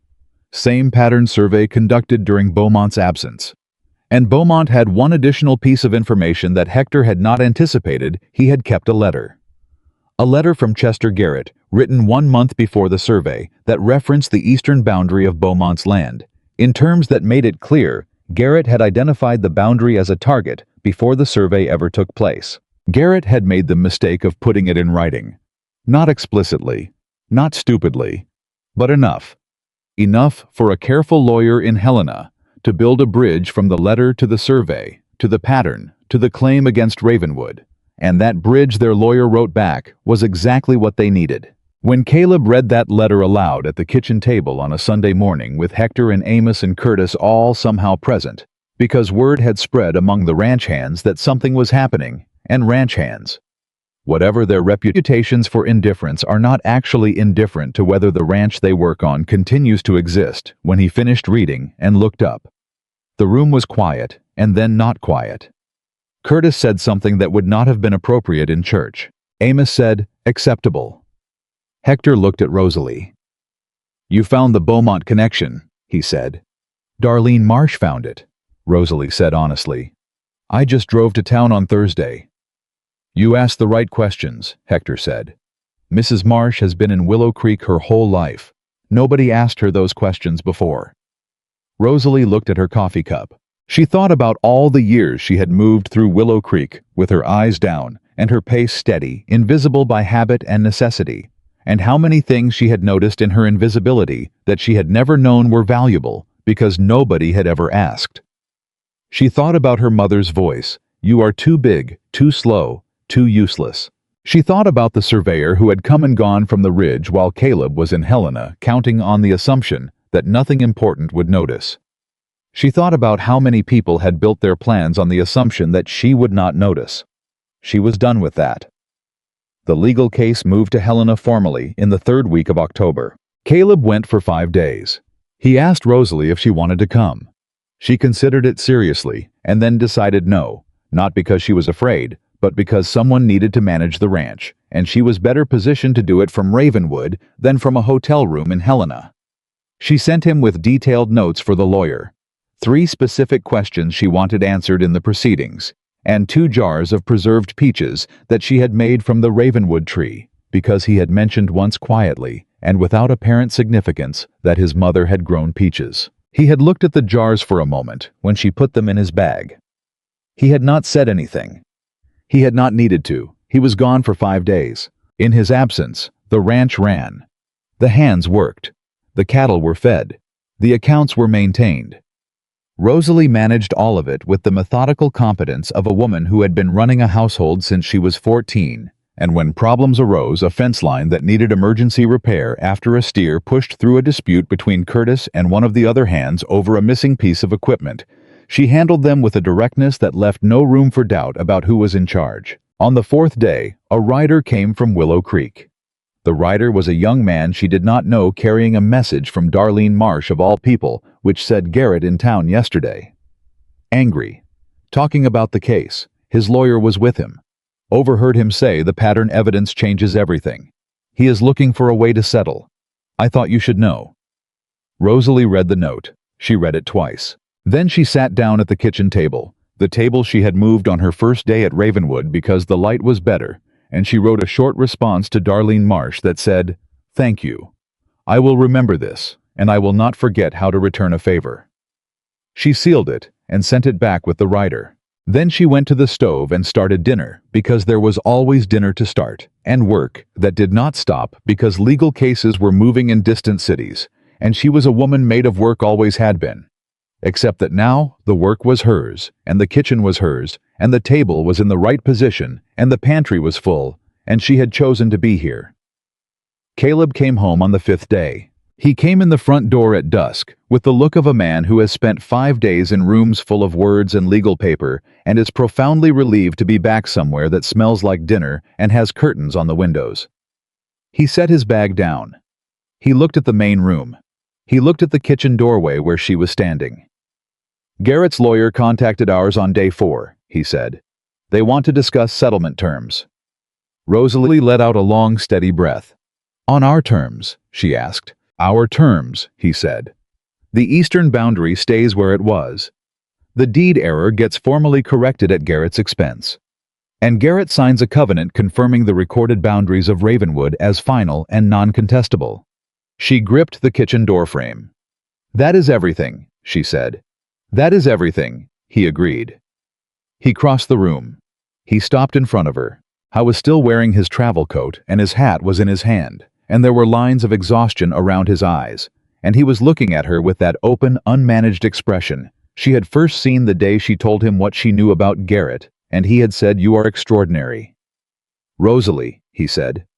"You are home," she said, because it was the true thing and the simplest thing. "I am home," he said. "Because of you, I have a home to come back to." She looked up at him. The kitchen was warm behind her. The curtains moved in a draft. Outside, the Montana dark was settling deep and cold and full of stars. She had been told her whole life that she was not the kind of woman anyone would choose. She had believed it the way you believe the walls around you, not because you love them, but because they have been there so long you cannot remember what was there before. Standing in the kitchen doorway of Ravenwood Ranch, with the man she had married looking at her like she was the fixed point in his landscape. The thing everything else was measured, from Rosalie Whitlock understood something that no one could take back from her. She had not been rescued. She had been recognized. And those two things were entirely different, and only one of them would last. "Come inside," she said. "Supper is ready." He stepped through the doorway. She let go of the frame. They sat down at the table in the right position, in the right light, and they ate together, and outside the night was enormous and cold, and inside the house was warm, and Ravenwood Ranch was still standing on its land, and it would keep standing. She was sure of it. And somewhere in Willow Creek, the story was already changing. The settlement papers arrived from Helena on a Tuesday morning in early November, and Rosalie signed them at the kitchen table, with the same pen she used to keep the ranch accounts, pressing the nib firmly against the paper, the way a woman signs something she intends to mean. Caleb signed beside her. Their signatures sat next to each other on the page, and she looked at them for a moment before the lawyer's man folded the document and put it back in his satchel. 2 names, same line, same page. She had not expected that to feel like anything in particular. It felt like everything. The lawyer's man left before noon. Caleb went back out to the south field because the work did not stop for paperwork, and Rosalie stood in the kitchen and allowed herself exactly 1 full minute of standing still, with her hands flat on the table and her eyes closed, and the knowledge that Ravenwood Ranch was safe moving through her like warm water. 1 minute. Then she started lunch. But the world outside Ravenwood did not receive the news of the settlement with the same quiet it had been delivered in. By Thursday, Willow Creek knew. By Friday, the version of events that had traveled through the town's particular system of information distribution had been refined and embellished and sorted into the narrative that suited each person's existing opinion of Caleb Whitlock and his wife. The version that reached Rosalie's ears, delivered by Darlene Marsh at Patterson's store with the compressed efficiency of a woman who had learned to transmit information quickly, was this: the town was divided. Half of Willow Creek thought Caleb had won because he was wealthy enough to afford better lawyers than Garrett. The other half, and this was the half that interested Darlene, had heard enough of the actual story to understand that the win had depended on the Beaumont connection, and that the Beaumont connection had come from Rosalie. "People are talking about you differently," Darlene said. "People talked about me before," Rosalie said. "Not like this." Darlene picked up a tin from the shelf beside her and turned it in her hands the way she did when she was organizing her words. "Before they talked about you the way you talk about something that is simply there, like weather, like a fence post." She set the tin down. "Now they are talking about you the way you talk about someone who did something." Rosalie looked at her. "Is that a comfortable change for people?" she asked. Darlene made a sound that was approximately a laugh. "No, not particularly. Comfortable was the old version. This version requires them to reconsider several years' worth of assumptions, and people do not enjoy that." She paused. "But discomfort and change are not the same thing as resistance. Some of them are reconsidering." Rosalie nodded slowly. She picked up her basket. "Mrs. Marsh," she said, "I want to ask you something directly." Darlene straightened slightly, the way a woman straightens when she senses that a conversation is about to become real. "Why did you speak to me the way you did for all those years?" Rosalie asked. "Not the social calculation of it, the actual reason." The store was quiet around them. Thomas Patterson was conspicuously engaged with his inventory on the far side of the room. Darlene was quiet for a moment. "Because it was easy," she said finally. And the honesty in it was so clean and so unexpected that Rosalie almost took a step backward. "You never pushed back. You never made it cost anything. And when something costs nothing—" She stopped. "That is not an excuse. I am aware it is not an excuse." "No," Rosalie agreed. "It is not." "I was also," Darlene said more quietly, "afraid of Veronica Holloway. Your mother has a way of making her preferences about people very clear, and disagreeing with her preferences had consequences. It was easier to follow her lead than to contradict it." Rosalie stood with her basket and looked at Darlene Marsh and turned this over in her mind.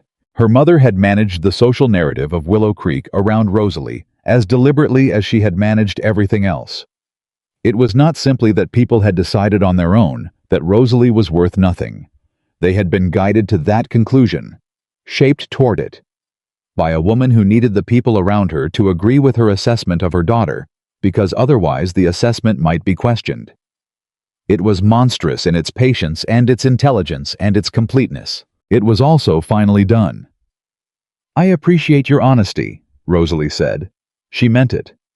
"I appreciate that you gave me the opportunity to offer it," Darlene said. She did not quite apologize. But the conversation was itself a form of accounting, and both women understood that, and it was enough. Rosalie drove back to Ravenwood in the thin November light, and she told Caleb about the conversation that evening over supper. Not every word, but the shape of it. He listened the way he listened completely, without interrupting, without offering reassurance, until she had finished. When she finished, he said, "Does it help knowing why people followed her lead?" She thought about it. "It helps me stop thinking of it as personal," she said. "My mother managed people. She managed them deliberately. The cruelty was a management tool." She picked up her fork. "That does not make it hurt less exactly, but it changes where the fault belongs. She chose to do it. They chose to let her. Neither of those choices was mine. He watched her. No, he said. They were not. I spent 24 years believing I was the cause of my own situation, she said. As though if I had simply been less large or less slow or less whatever, then everything would have been different. But it would not have been different. She would have found something else. That is what she needed.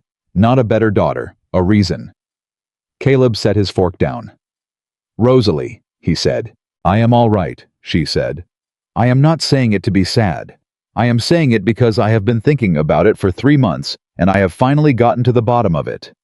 She looked at him. And the bottom of it is this. I am not what she made me. I am what I have been doing for the past 3 months while living in this house. And that woman is someone I recognize. He held her gaze for a long moment. Then he said, She is someone I recognized in an alley in July. Rosalie's chest did the involuntary thing. It did sometimes when he said something she was not ready for. You could not have known me from 5 minutes in an alley, she said.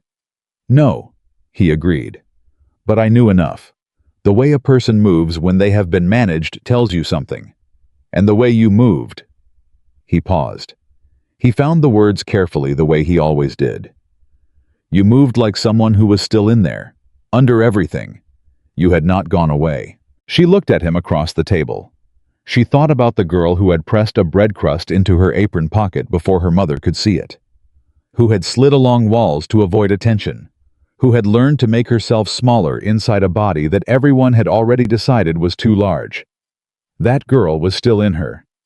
But she was no longer the only thing in there. The following week brought the first real cold of the Montana winter, and with it came the particular rhythms of a ranch preparing for the season, checking the hay stores, inspecting the cattle shelters, making sure the ranch house was properly sealed against the temperatures that would arrive in force by December. Rosalie threw herself into the winter preparations with the same focused energy she had brought to everything at Ravenwood, and by the end of the week, she had cataloged the pantry, added 3 items to the order at Patterson's, organized the linen storage so that the heavier wool blankets were accessible without having to move everything else, and identified a draft coming through the storage room wall that she patched herself using materials she found in the workroom and a technique she had learned by necessity in the old boarding house where the walls had always been worse. It was Amos who noticed the patch. He examined it with the thorough, unsmiling attention he brought to all structural matters, and then he said, "That is a clean patch." "Thank you," Rosalie said. "Where did you learn to do that?" "My mother's boarding house had walls that needed patching every winter," she said, "and she was not going to pay anyone to do it." Amos looked at the patch again. He said, which from Amos was a volume of communication. He went back to work. That afternoon he appeared at the kitchen door and said without preamble, "The north wall of the bunkhouse has been letting in weather for 2 years. I have been meaning to address it." She looked at him. "Do you want help?" she asked. "I want to borrow the materials," he said. "If you have more." She had more. She went to the workroom with him and helped identify what would work for the bunkhouse wall, and in the end, they both worked on it because she knew what she was doing, and there was no good reason not to. And Curtis appeared and watched for a while, and then helped when it became clear nobody was going to stop him. By the time Caleb came in from the fields, the north wall of the bunkhouse was sealed for winter, and Rosalie was standing in the yard talking to Amos and Curtis about whether the south-facing wall of the hay barn was showing similar wear. Caleb stopped. He stood at the edge of the yard, and he looked at the scene, and she watched his face do the involuntary thing, the small, unguarded movement that he could not always contain. "What?" she said. "Nothing," he said. "I am just looking." "At the wall." "At this." He gestured a small economical gesture that somehow contained the whole yard, the 3 of them, the bunkhouse, the work done. She looked at it too. "It needed doing," she said. "Everything needs doing," he said. "The difference is whether it gets done." Curtis said more or less to himself, "Last winter that bunkhouse was cold enough to freeze a man's—" He stopped. He looked at Rosalie. "Fingers," he concluded with an admirable save. Rosalie kept her expression serious. "Then we addressed it at the right time." Amos made the sound that served as his version of laughter. The November days shortened, and the cold settled in with the particular commitment of Montana winter, and Ravenwood Ranch contracted inward, the way a living thing contracts against cold, pulling all its activity closer to its center.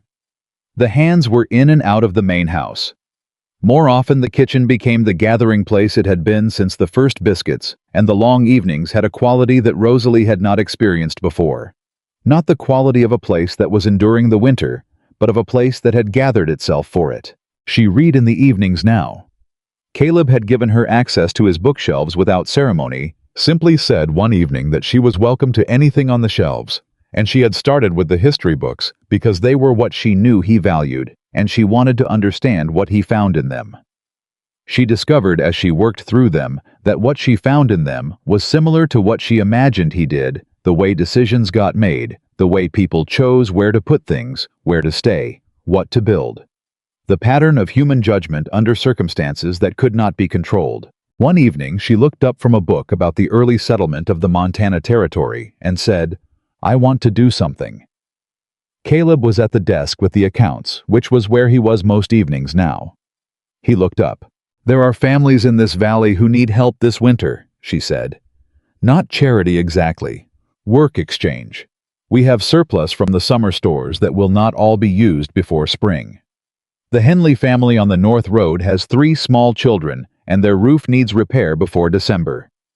The Vasquez family east of town, Maria has told me the father injured his back in September, and they have not had a full income since." Caleb set his pen down. "You have been thinking about this for a while," he said. "Since Maria told me about the Vasquez family 3 weeks ago," she said. "I have been figuring out what we can spare without putting ourselves short. And we can spare enough." She told him the numbers. She had done the accounting herself carefully twice, and she laid it out for him with the same precision she brought to the ranch accounts. How much hay? How much preserved food? What the roof repair would cost in materials versus labor if the hands helped on a weekend when the cattle work allowed. He listened to all of it. Then he said, "Do it." Without more discussion. "You have already done the discussion," he said. "With yourself for 3 weeks until the numbers were right. That is more discussion than most decisions get." He picked up his pen. "Do it." She sat with the book closed in her lap, and she looked at him at the desk, and she thought about the version of herself that had stood in the kitchen of the Willow Creek boarding house all those years, asking permission to eat, permission to sit, permission to exist with a full stomach. She thought, "Look at this. Look at what is different." She began organizing the help before the end of the week. It started simply a load of hay delivered to the Henley farm, a portion of preserved goods sent through Maria to the Vasquez family. Word passed through the network of ranch wives and church auxiliary members that Ravenwood had some surplus to share and no requirement attached. No ledger, no debt, no condition. The response surprised her, not in the receiving. She had expected people to need help and to accept it when it had no condition attached. What surprised her was the ripple outward.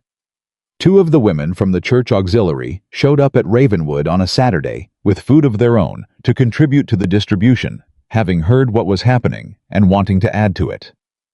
James Beaumont rode in from Cotter's Ridge to say that he had heard about the surplus sharing, and that he had firewood he could contribute to the Henley family since he was closer to them geographically. Hector organized the ranch hands to spend half a Sunday on the Henley roof, and did it without being specifically asked because he had figured out what was happening and thought it was worth his time. It became without Rosalie specifically intending it something larger than she had planned. And Willow Creek noticed. The town noticed in the particular way that small communities notice things that do not fit their existing categories with a kind of confused attention, like a dog that has heard a sound it cannot identify and is trying to work out whether it requires a response. The woman they had spent years categorizing as Veronica Holloway's overburdened daughter was running a distribution effort out of Ravenwood Ranch. The woman they had watched carry laundry in July heat without anyone offering to help was now organizing help for families across the valley. People did not know what to do with that. Some of them decided to participate. Others decided to watch. A few decided with the committed stubbornness of people whose worldview has been inconvenienced to find a problem with it. The problem they settled on arrived at Ravenwood in the form of a visit from Reverend Marcus Dale of the Willow Creek Church, who appeared one Wednesday afternoon with the slightly anxious energy of a man who has been sent by a committee and knows it. Rosalie met him at the door. "Mrs. Whitlock," he said with the practiced warmth of a man in the business of warmth. "I wondered if I might have a word." "Of course," she said. "Come in." She gave him coffee. She sat across from him at the kitchen table. She waited. "There has been some discussion," Reverend Dale said, "in certain circles about the distribution effort you have been organizing." "Has there?" Rosalie said. "The concern," he said, choosing his words with the care of a man navigating a conversation he did not fully want to be having, "is one of precedent. The church has traditionally been the organizing body for charitable works in the valley. When private individuals begin organizing on their own. The families who received help last week did not receive it from the church," Rosalie said, "because the church had not offered it." He shifted in his chair. "The church has a process. The Henley roof was failing in October," Rosalie said. "Their youngest child is not yet 2 years old. The process." She stopped. She moderated her tone. Not because she was afraid of him. Because the goal was not to defeat him, but to get past him. "Reverend Dale, I have no interest in competing with the church's charitable work. If the church wants to absorb what I am doing into a larger, more organized effort, I would welcome that conversation. What I will not do is stop while the conversation is happening, because winter is not waiting." He looked at her over his coffee cup. "You are not what I expected," he said. And it was so clearly an unconsidered statement, something that had escaped before he could evaluate it, that she almost smiled. "No," she said pleasantly. "I gather that is a common experience." He left an hour later, having agreed somewhat to his own apparent surprise, to bring the church auxiliary formally into the distribution effort in a way that combined the church's community reach with Ravenwood's surplus contributions.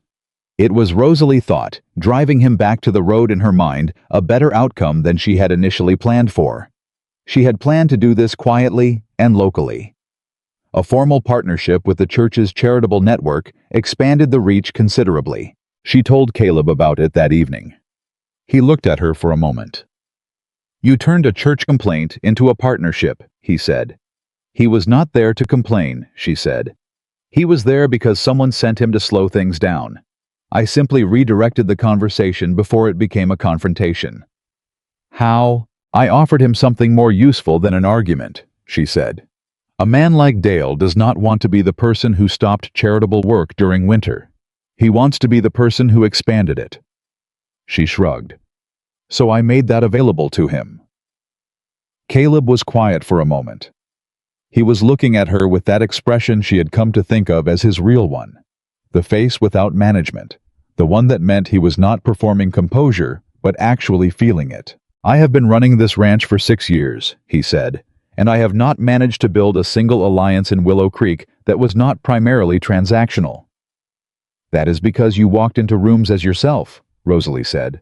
"Which is a large, wealthy, taciturn rancher who makes people nervous. I walk into rooms as someone they underestimate. Those are very different starting positions." "You are not someone to underestimate," he said. "No," she agreed.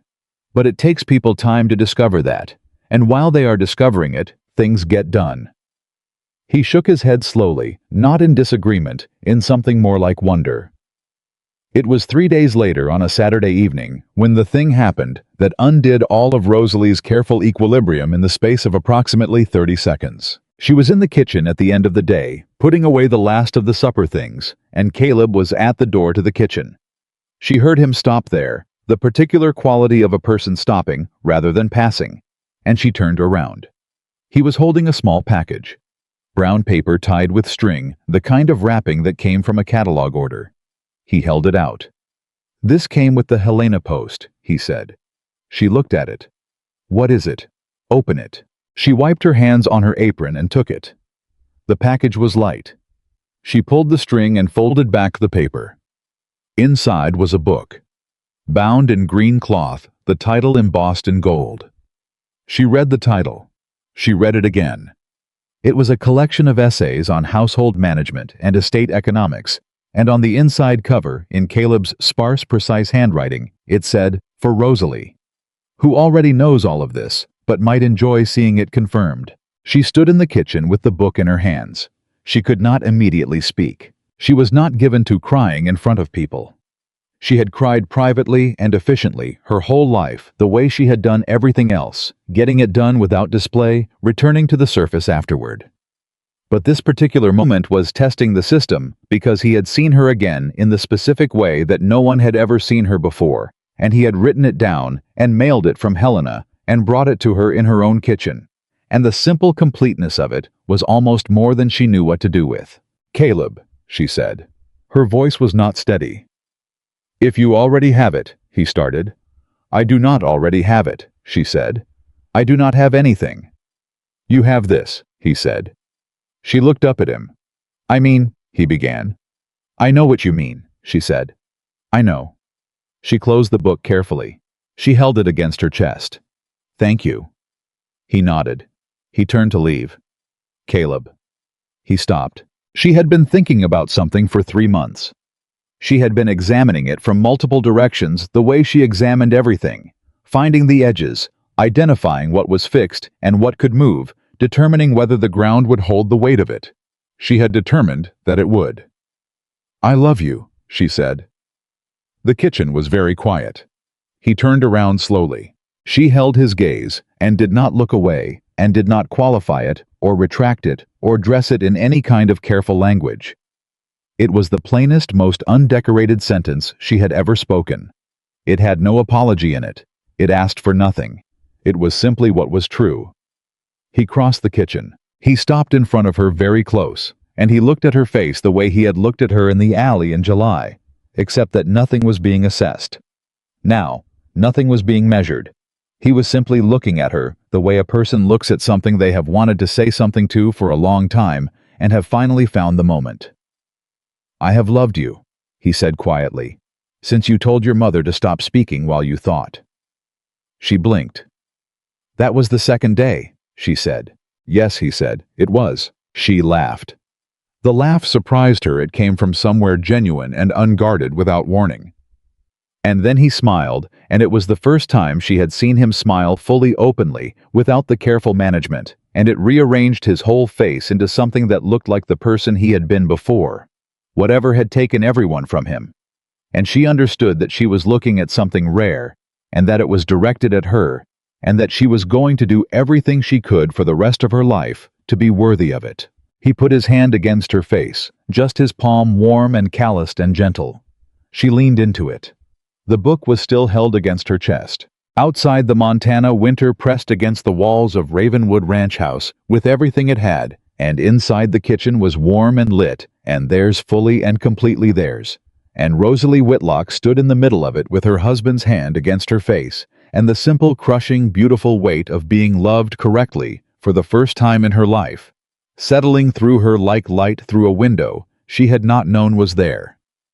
She was not the girl from the boarding house. She was not the woman people had pitied or dismissed or organized their social calculations around. She was Rosalie Whitlock of Ravenwood Ranch, and she was loved, and she was home, and every single thing she had survived had brought her to this exact kitchen on this exact evening, and she would not have changed a step of the road if changing it meant arriving somewhere else. "Come sit with me," she said. He came. They sat together by the fire as the winter moved around their house, and the valley outside was dark and cold and enormous, and inside was everything. The winter of 1883 was the coldest Montana had seen in 11 years, and Ravenwood Ranch held through every day of it. Rosalie knew this, not because anyone told her, but because she watched it happen day by day, decision by decision, meal by meal. The way a person watches something they built stay standing through weather and understands for the first time what building actually means. The hay stores held. The cattle losses were lower than any neighboring ranch reported that season. The bunkhouse wall that she and Amos had patched in November did not let in a single draft through February. The families the Ravenwood surplus had reached in November were still standing in March, and 2 of them sent word in late January that they had surplus of their own, now smoked meat from a winter hunt, extra firewood from a felled tree, and wanted to know if there was somewhere to send it. There was. Rosalie knew exactly where to send it. The network that had started as a single load of hay to the Henley farm had by February become something that 11 families across the valley were participating in, and that Reverend Dale had taken to describing in his Sunday sermons as a community effort. He was proud to be part of, which was, Rosalie thought privately, a reasonably graceful way for a man to take credit for something he had initially arrived to slow down. She did not correct him. The credit was not the point. The hay was the point. The firewood was the point. The 2-year-old Henley child making it through winter was the point. Caleb watched all of it with the quiet attention that was simply how he existed in the world. And one evening in February, when the snow was deep and the fire in the main room was the only warm thing between them and the Montana cold, he said, "You have changed this valley." She looked up from her book. "I have organized some surplus." "No," he said. He was looking at her steadily. "You have changed the way people in this valley think about who is worth helping and who has value and what a person can become when the conditions are right." He paused. "That is not surplus distribution. That is something else." She held his gaze. "I only did what needed doing," she said. "Every important thing ever done," Caleb said, "was done by someone who only did what needed doing." She did not have an answer for that. She looked back at her book. She did not read a single word of it for the next 10 minutes because she was thinking about what he had said and what it meant to be seen so completely and so consistently by another person that eventually you started to see yourself the way they did. It was the most disorienting and the most healing thing she had ever experienced. March came and the snow began its long retreat, and the valley started breathing again. And with the thaw came the particular restlessness of people who had been inside too long and wanted something to happen. What happened was this: on the second Saturday of March, without any particular planning or announcement, 6 women showed up at Ravenwood Ranch at the same time. They arrived separately from different directions within 20 minutes of each other. 3 of them were wives of ranch hands from neighboring properties. One was James Beaumont's wife, Eleanor, who had ridden from Cotter's Ridge specifically. One was the youngest of the church auxiliary women, a quiet and observant person named Judith Crane, whose husband ran the lumber business in Willow Creek. And the last one was Darlene Marsh. Rosalie opened the door to the first arrival, a woman named Pearl Nakamura, whose husband ran cattle on the property north of Ravenwood, and found Pearl holding a covered dish and wearing the expression of someone who has made a decision they intend to follow through on. "I wanted to come in December," Pearl said. "I kept finding reasons not to." "Come in," Rosalie said. By the time Eleanor Beaumont arrived, the kitchen had 5 women in it and was considerably warmer and louder than it had been at breakfast. And by the time Darlene Marsh came through the door and stopped in the kitchen doorway and took in the scene, the coffee was on its second pot, and someone had found the sugar, and Judith Crane was telling a story about Reverend Dale's expression when he realized the distribution network was going to be named after Ravenwood rather than the church, and everyone was laughing. Darlene stood in the doorway. Rosalie looked at her from across the kitchen. "There is coffee," Rosalie said. Darlene came in and sat down. Nobody made anything of it. That was perhaps the most remarkable thing. Nobody in that kitchen made anything of the fact that Darlene Marsh, who had spent 2 decades providing social commentary on Rosalie Holloway's inadequacies, was now sitting at Rosalie Whitlock's kitchen table, drinking her coffee. They simply absorbed her into the conversation the way water absorbs things completely and without announcement. It was Pearl Nakamura who finally said what had apparently brought all of them out on a March Saturday. "There are 3 women in this valley," Pearl said, "whose situations are similar to what yours was." The kitchen went quieter. Rosalie set her cup down. "Tell me," she said. Pearl told her. One woman was in a situation with a husband rather than a mother, but the mechanics of it, the control of food, the restriction of movement, the systematic dismantling of self-worth were the same. One was a young woman not yet 20, who had been sent to work at the Garrett Holdings property as a condition of a debt her family owed, which was not legally slavery, but was not far from it in practice. The third was older, a widow, whose adult son had taken over the management of her farm and her finances on the grounds that she was incapable of managing them herself, despite no evidence of incapacity beyond the fact of her gender and her age. Rosalie listened to all three situations. The kitchen was very quiet. Then she said, "What do you need from me specifically?" Eleanor Beaumont leaned forward. "We need someone who knows what those situations feel like from the inside. Someone who can speak to it with authority. Because the people around these women keep deciding it is not their place to interfere, and that is how it continues," Rosalie said. "Yes," Eleanor said. Judith Crane said quietly, "The young woman at Garrett Holdings. Her name is May. She is 19. She has been there for 4 months." She paused. "I think she is afraid." The name landed in the room and stayed there. Rosalie looked at her hands on the table. She thought about a bread crust in an apron pocket. She thought about counting biscuits. She thought about what afraid felt like when you were 19, and you had no framework for understanding that the thing happening to you was not your fault and not your future. "Garrett Holdings," she said. The name had a different quality in her mouth now than it had had in October. In October, it had been a legal opponent. Now it was something else. "His operation uses indebted labor," Pearl said. "It is not unusual in the valley, but the conditions at his property are—" She stopped. "May's mother came to me last week. She said May does not look the same as when she left." Rosalie stood up. She did not do it dramatically. She simply stood because she was a person who dealt with problems by moving toward them, and this problem needed moving toward. "I need to speak to Caleb," she said. "Give me 10 minutes." She found him in the barn.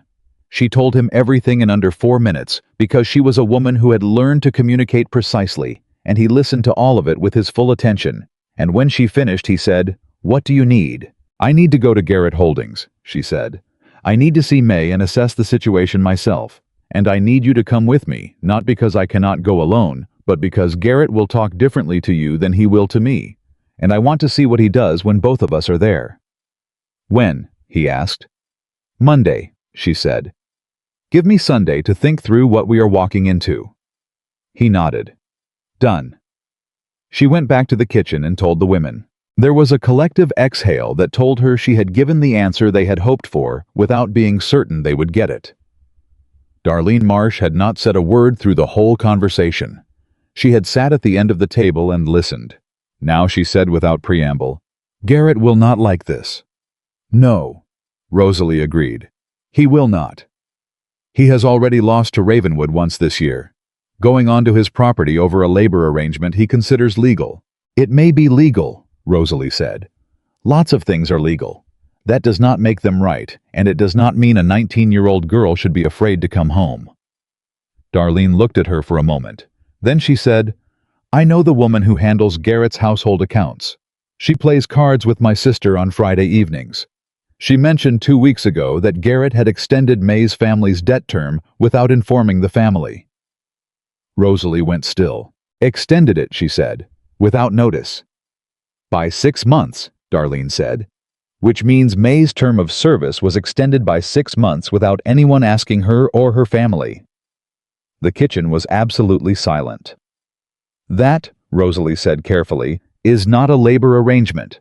That is breach of the original contract, which means May is being held under terms she never agreed to." Judith Crane said very quietly, "That changes things legally." "Yes," Rosalie said, "it does." She looked at Darlene Marsh. Darlene was looking back at her with an expression that was not comfortable, and was not apologetic, and was not performing anything. It was simply the face of a woman who had information and had decided that this was the moment to use it correctly. "Your sister's friend," Rosalie said. "Does she have documentation of the extension?" "She handles the accounts," Darlene said. "She has everything." "Would she provide it?" A pause. "If someone asked her the right way." "Can you arrange that conversation?" Darlene picked up her coffee cup. "By the time you go to Garrett Holdings Monday morning," she said, "you will have what you need." Rosalie nodded. She looked around this kitchen at the 6 women who had ridden out to Ravenwood Ranch on a March Saturday with a problem that nobody else in the valley had been willing to name out loud, and she felt something that she did not have an exact word for, something between responsibility and clarity. The feeling of a person who has found the thing they were built for, without knowing they were being built for it, during all the years that felt like nothing but damage. "Thank you," she said. "All of you, for coming." Pearl Nakamura smiled. "We should have come sooner." "You came when you were ready," Rosalie said. "That is enough." Sunday passed the way Rosalie needed it to, quietly, with space to think. She sat with Caleb that evening, and they went through everything carefully, the way they had gone through the Garrett land dispute the previous fall, methodically and without panic, identifying what was fixed and what could be moved. By the time they went to sleep, she knew exactly what she was going to say. Monday morning. Darlene's documentation arrived with a writer before breakfast. Rosalie read through it at the kitchen table, while Caleb drank his coffee and waited. The account records were clear. The original debt contract specified a 4-month term of service. 6 weeks ago, without notification to May or her family, a notation had been added extending the term to 10 months. The notation was in Garrett's handwriting. "He wrote it himself," Rosalie said. "He did not even have a clerk do it." "Because he did not think anyone would look," Caleb said. "Because he has never had a reason to believe anyone would look," she said. "He has been doing this in this valley for 12 years and nobody has looked." She folded the document carefully. "We are looking." They rode to Garrett Holdings at 9 in the morning. The property was large and well maintained, in the way of a place where money was spent on appearances that mattered to visitors and not on conditions that mattered to workers. Rosalie noted this without commenting on it. She noted everything she saw. Chester Garrett met them in the yard. He was a tall man with a handsome face that had spent years perfecting the expression of reasonable authority. He looked at Caleb with the controlled wariness of a man who has signed settlement papers 3 months ago and is not pleased to see the person who made him sign them. He looked at Rosalie with something she recognized, the particular dismissiveness of a man who has decided a woman present at a business conversation is decorative. "Whitlock," he said. "This is unexpected." "We have come to discuss May Pearson," Caleb said. Something tightened in Garrett's face. "The Pearson girl is here under a legal labor arrangement. Her family's debt." "Her family's debt was covered by the original 4-month contract," Rosalie said.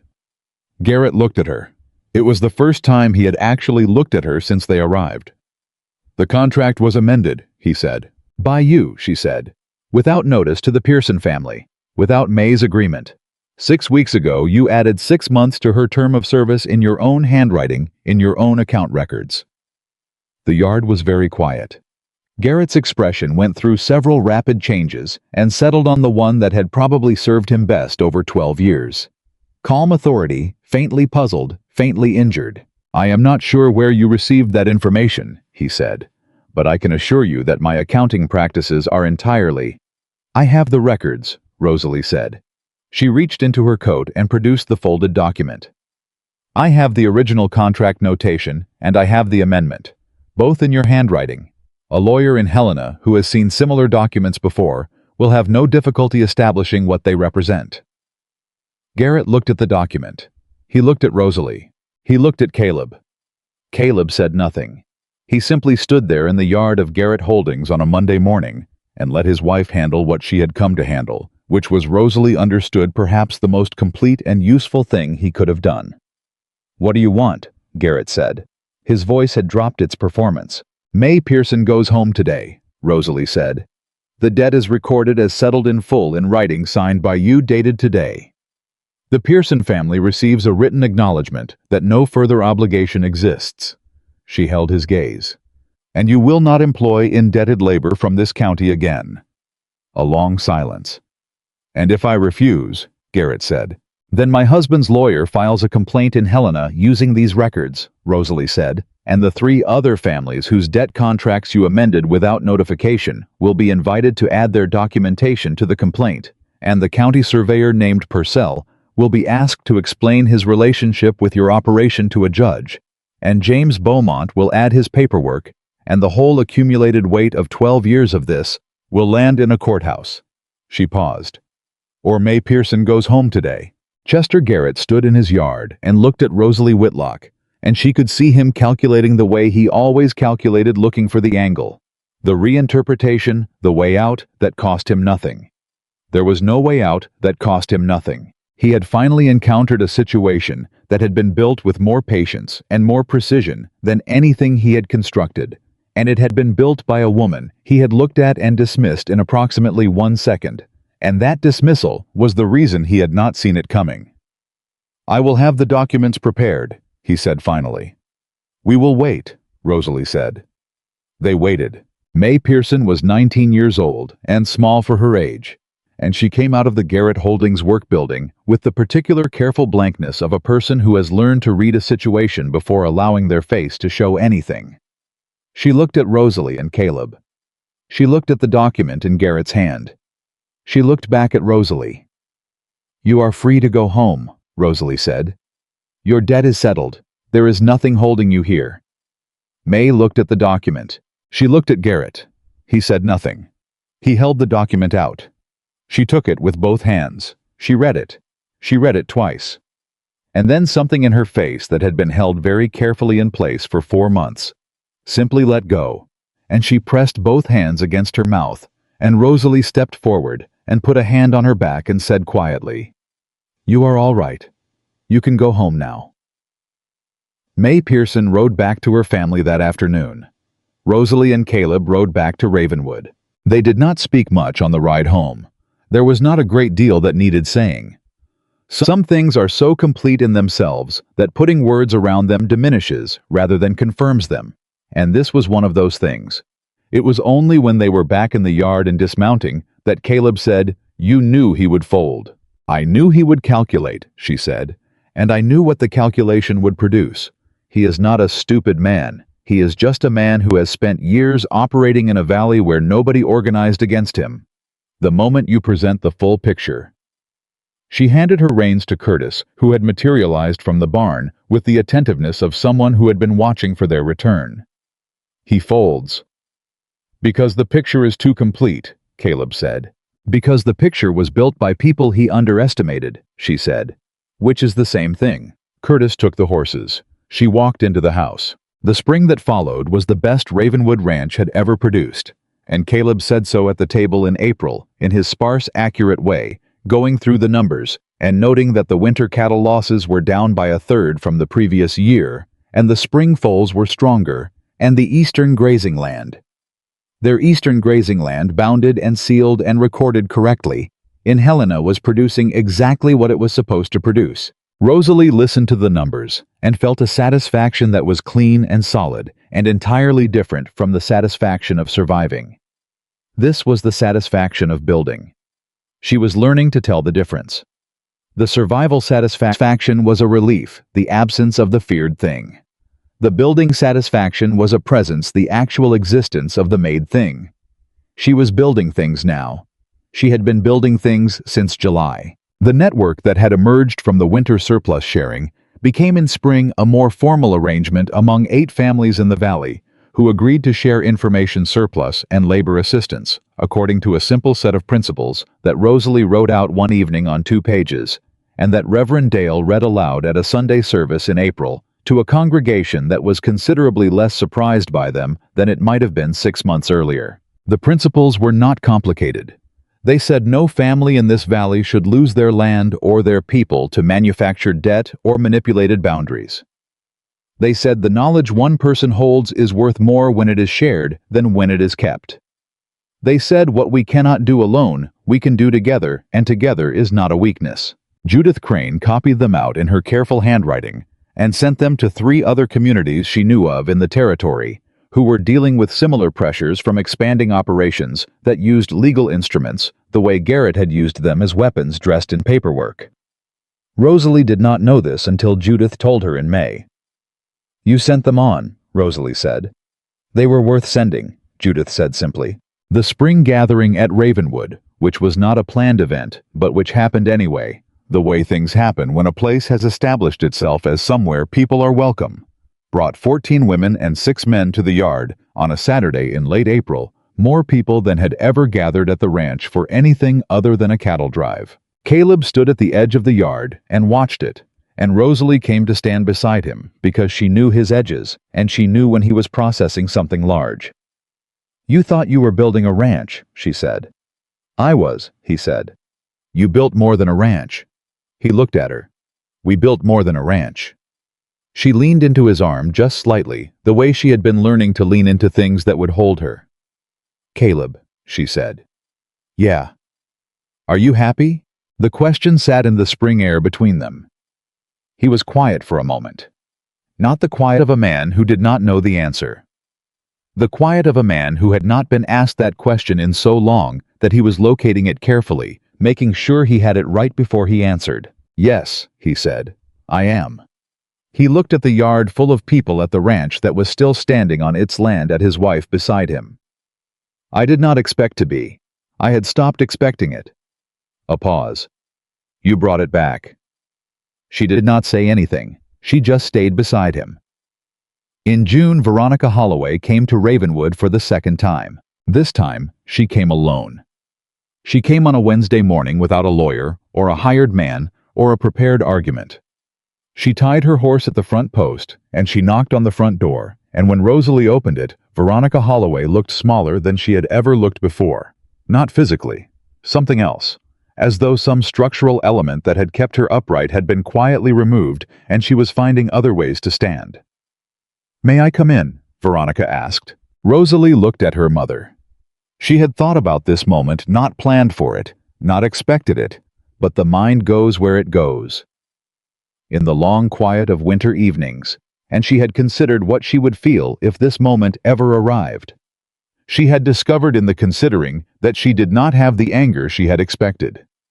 The anger had done its work and burned clean, and what was left was something more like a cleared field. Empty of the old growth, waiting to see what would grow next. "Yes," Rosalie said. "Come in." She brought Veronica to the kitchen. She made coffee. She sat across from her mother at the table in the right position, in the right light, and she waited. Veronica wrapped both hands around her cup. She was looking at the table. She was not performing anything which was so unfamiliar that it was itself remarkable. "I have been," Veronica said, thinking. "All right," Rosalie said. "People talk about you differently now." Veronica's voice was careful. "In town, the way they talk about you is different." She paused.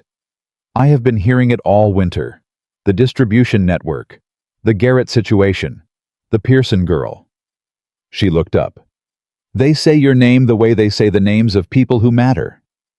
Rosalie said nothing. "I want to tell you," Veronica said, and her voice changed, lost its last layer of performance, and became something raw and factual and terrible in its simplicity. "That I knew you were more than I said you were. I knew it when you were small. I knew it every time I told you otherwise." The kitchen was absolutely silent. "I was afraid," Veronica said, "of what it meant if you were capable and strong and worth something, because if you were those things, then I had no excuse for the way I treated you. It was easier to make you small than to be the kind of woman who could raise someone larger than herself." Rosalie sat with this. She sat with the full, complete, devastating honesty of it. Not a performance, not a strategy. Her mother telling the truth finally about the specific mechanics of how she had dismantled her own daughter for 24 years. Not because she had not known what she was doing, because she had.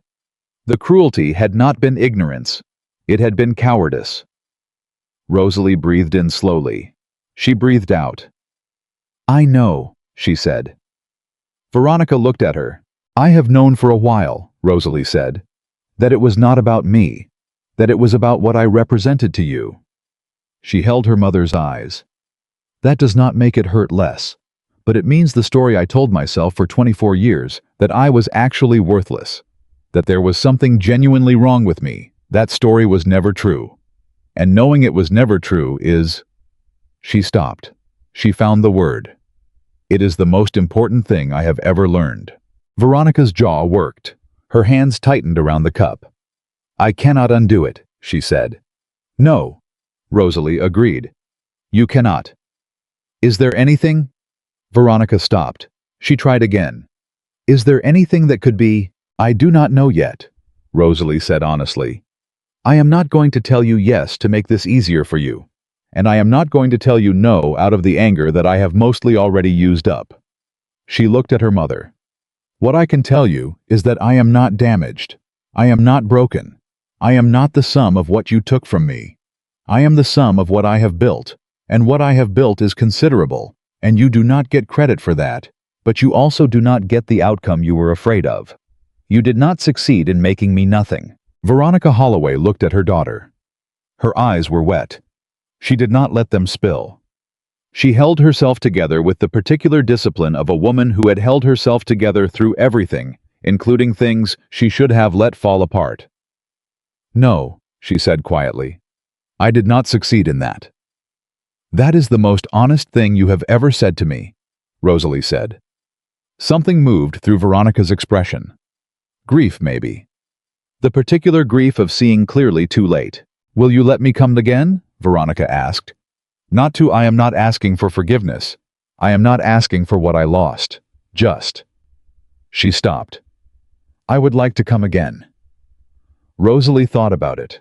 She genuinely thought about it the way she thought about all important questions, finding the edges, testing the ground.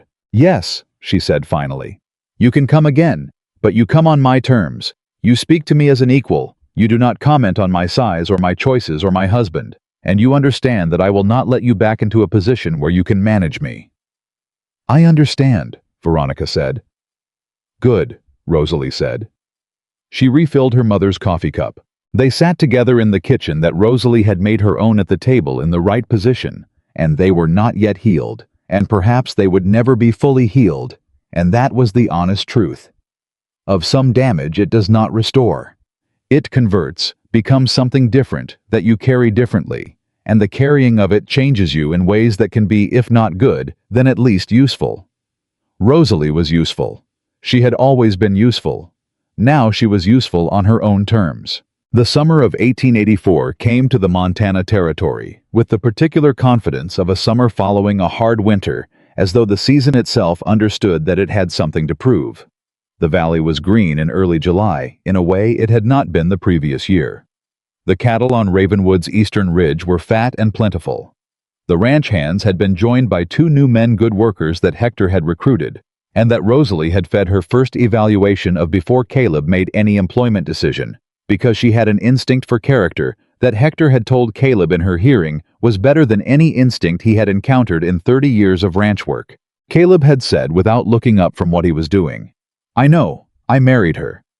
Hector had made the sound that served as his laugh.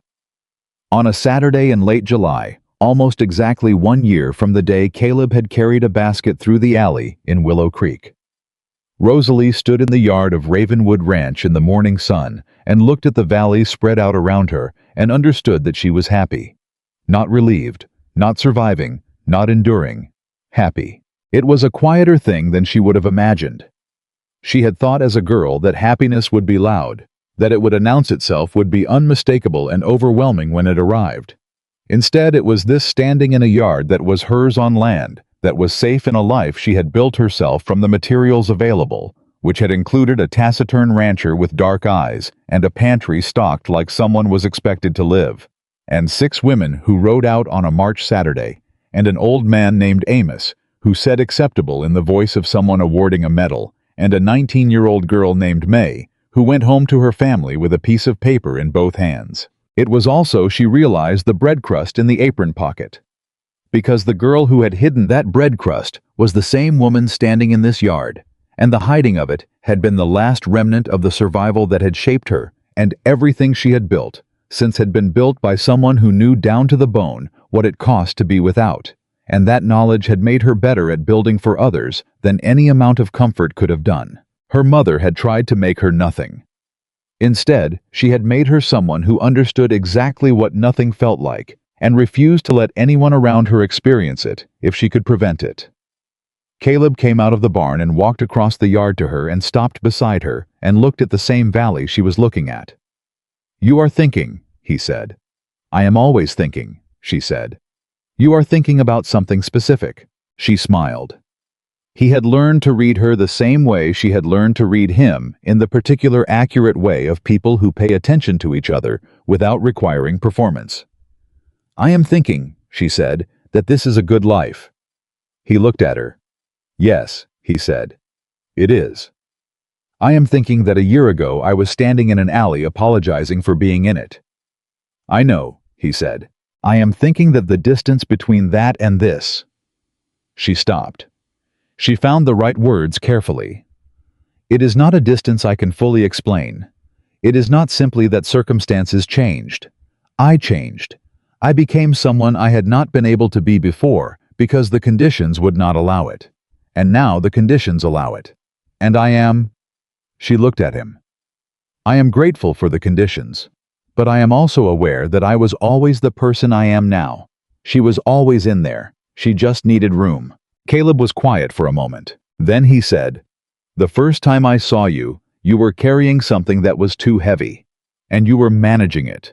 You were uncomfortable, and you were tired, and you were managing it with the competence of someone who had always had to manage things alone." He looked at the valley. "I thought that is a woman who has been carrying other people's weight her entire life and has never had anyone offer to take any of it." He looked back at her. "I wanted to be the person who took some of it." "You have been," she said. "So have you," he said. "For me. The weight I had been carrying alone since—" He stopped. He said it anyway. "Since my brother died.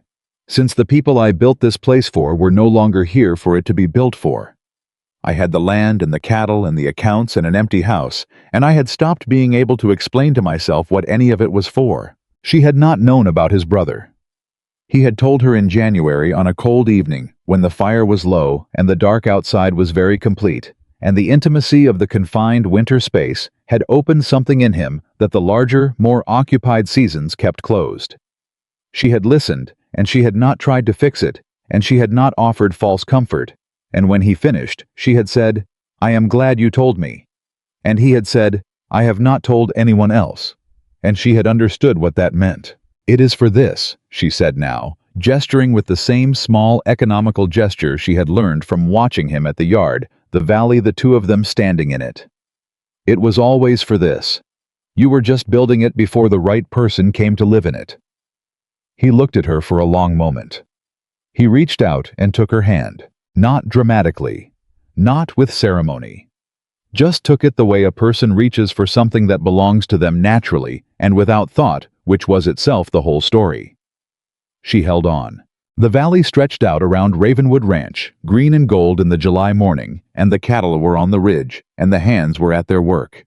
And somewhere in Willow Creek, 14 families were part of a network that had made the winter survivable, and was making the spring possible, and would make the coming years into something different from what they would have been otherwise. May Pearson had written a letter in April. She was working her family's farm again. She was well. She said at the end of the letter, in the slightly formal way of someone who has learned that words carry weight and should be placed carefully. "I did not know that someone would come. I had stopped believing anyone would. Thank you for coming." Rosalie had read that letter 4 times, and then put it in the green book with the gold embossed title between the pages where she had pressed a sprig of sage from the Ravenwood yard, and she kept it there, because some things should be kept where you can find them. She had been the girl who stopped believing anyone would come. She was now the woman who came. Those 2 things were the whole story, and the whole story was this: a woman who had been told she was nothing discovered in a kitchen, with the table in the right position, and a pantry stocked like someone was expected to live, that she had always been everything. And once she knew that not even a valley full of people who had decided otherwise could take it back. Ravenwood Ranch stood on its land. It would keep standing. The woman at the center of it would make sure of it, not because she had to, not because she was afraid of what happened if she did not, but because she had chosen this life with both eyes open on a July morning when a man offered her his hand without demanding anything in return, and a choice made that freely and that deliberately does not waver. Rosalie Whitlock of Ravenwood Ranch had been starved of food, and starved of kindness, and starved of the basic human knowledge that she deserved to take up space in the world. And she had survived all of it, and built from it, and become from it, something that no amount of cruelty had managed to prevent, because the person her mother had tried so hard to keep small had turned out in the end to be exactly the size the valley needed.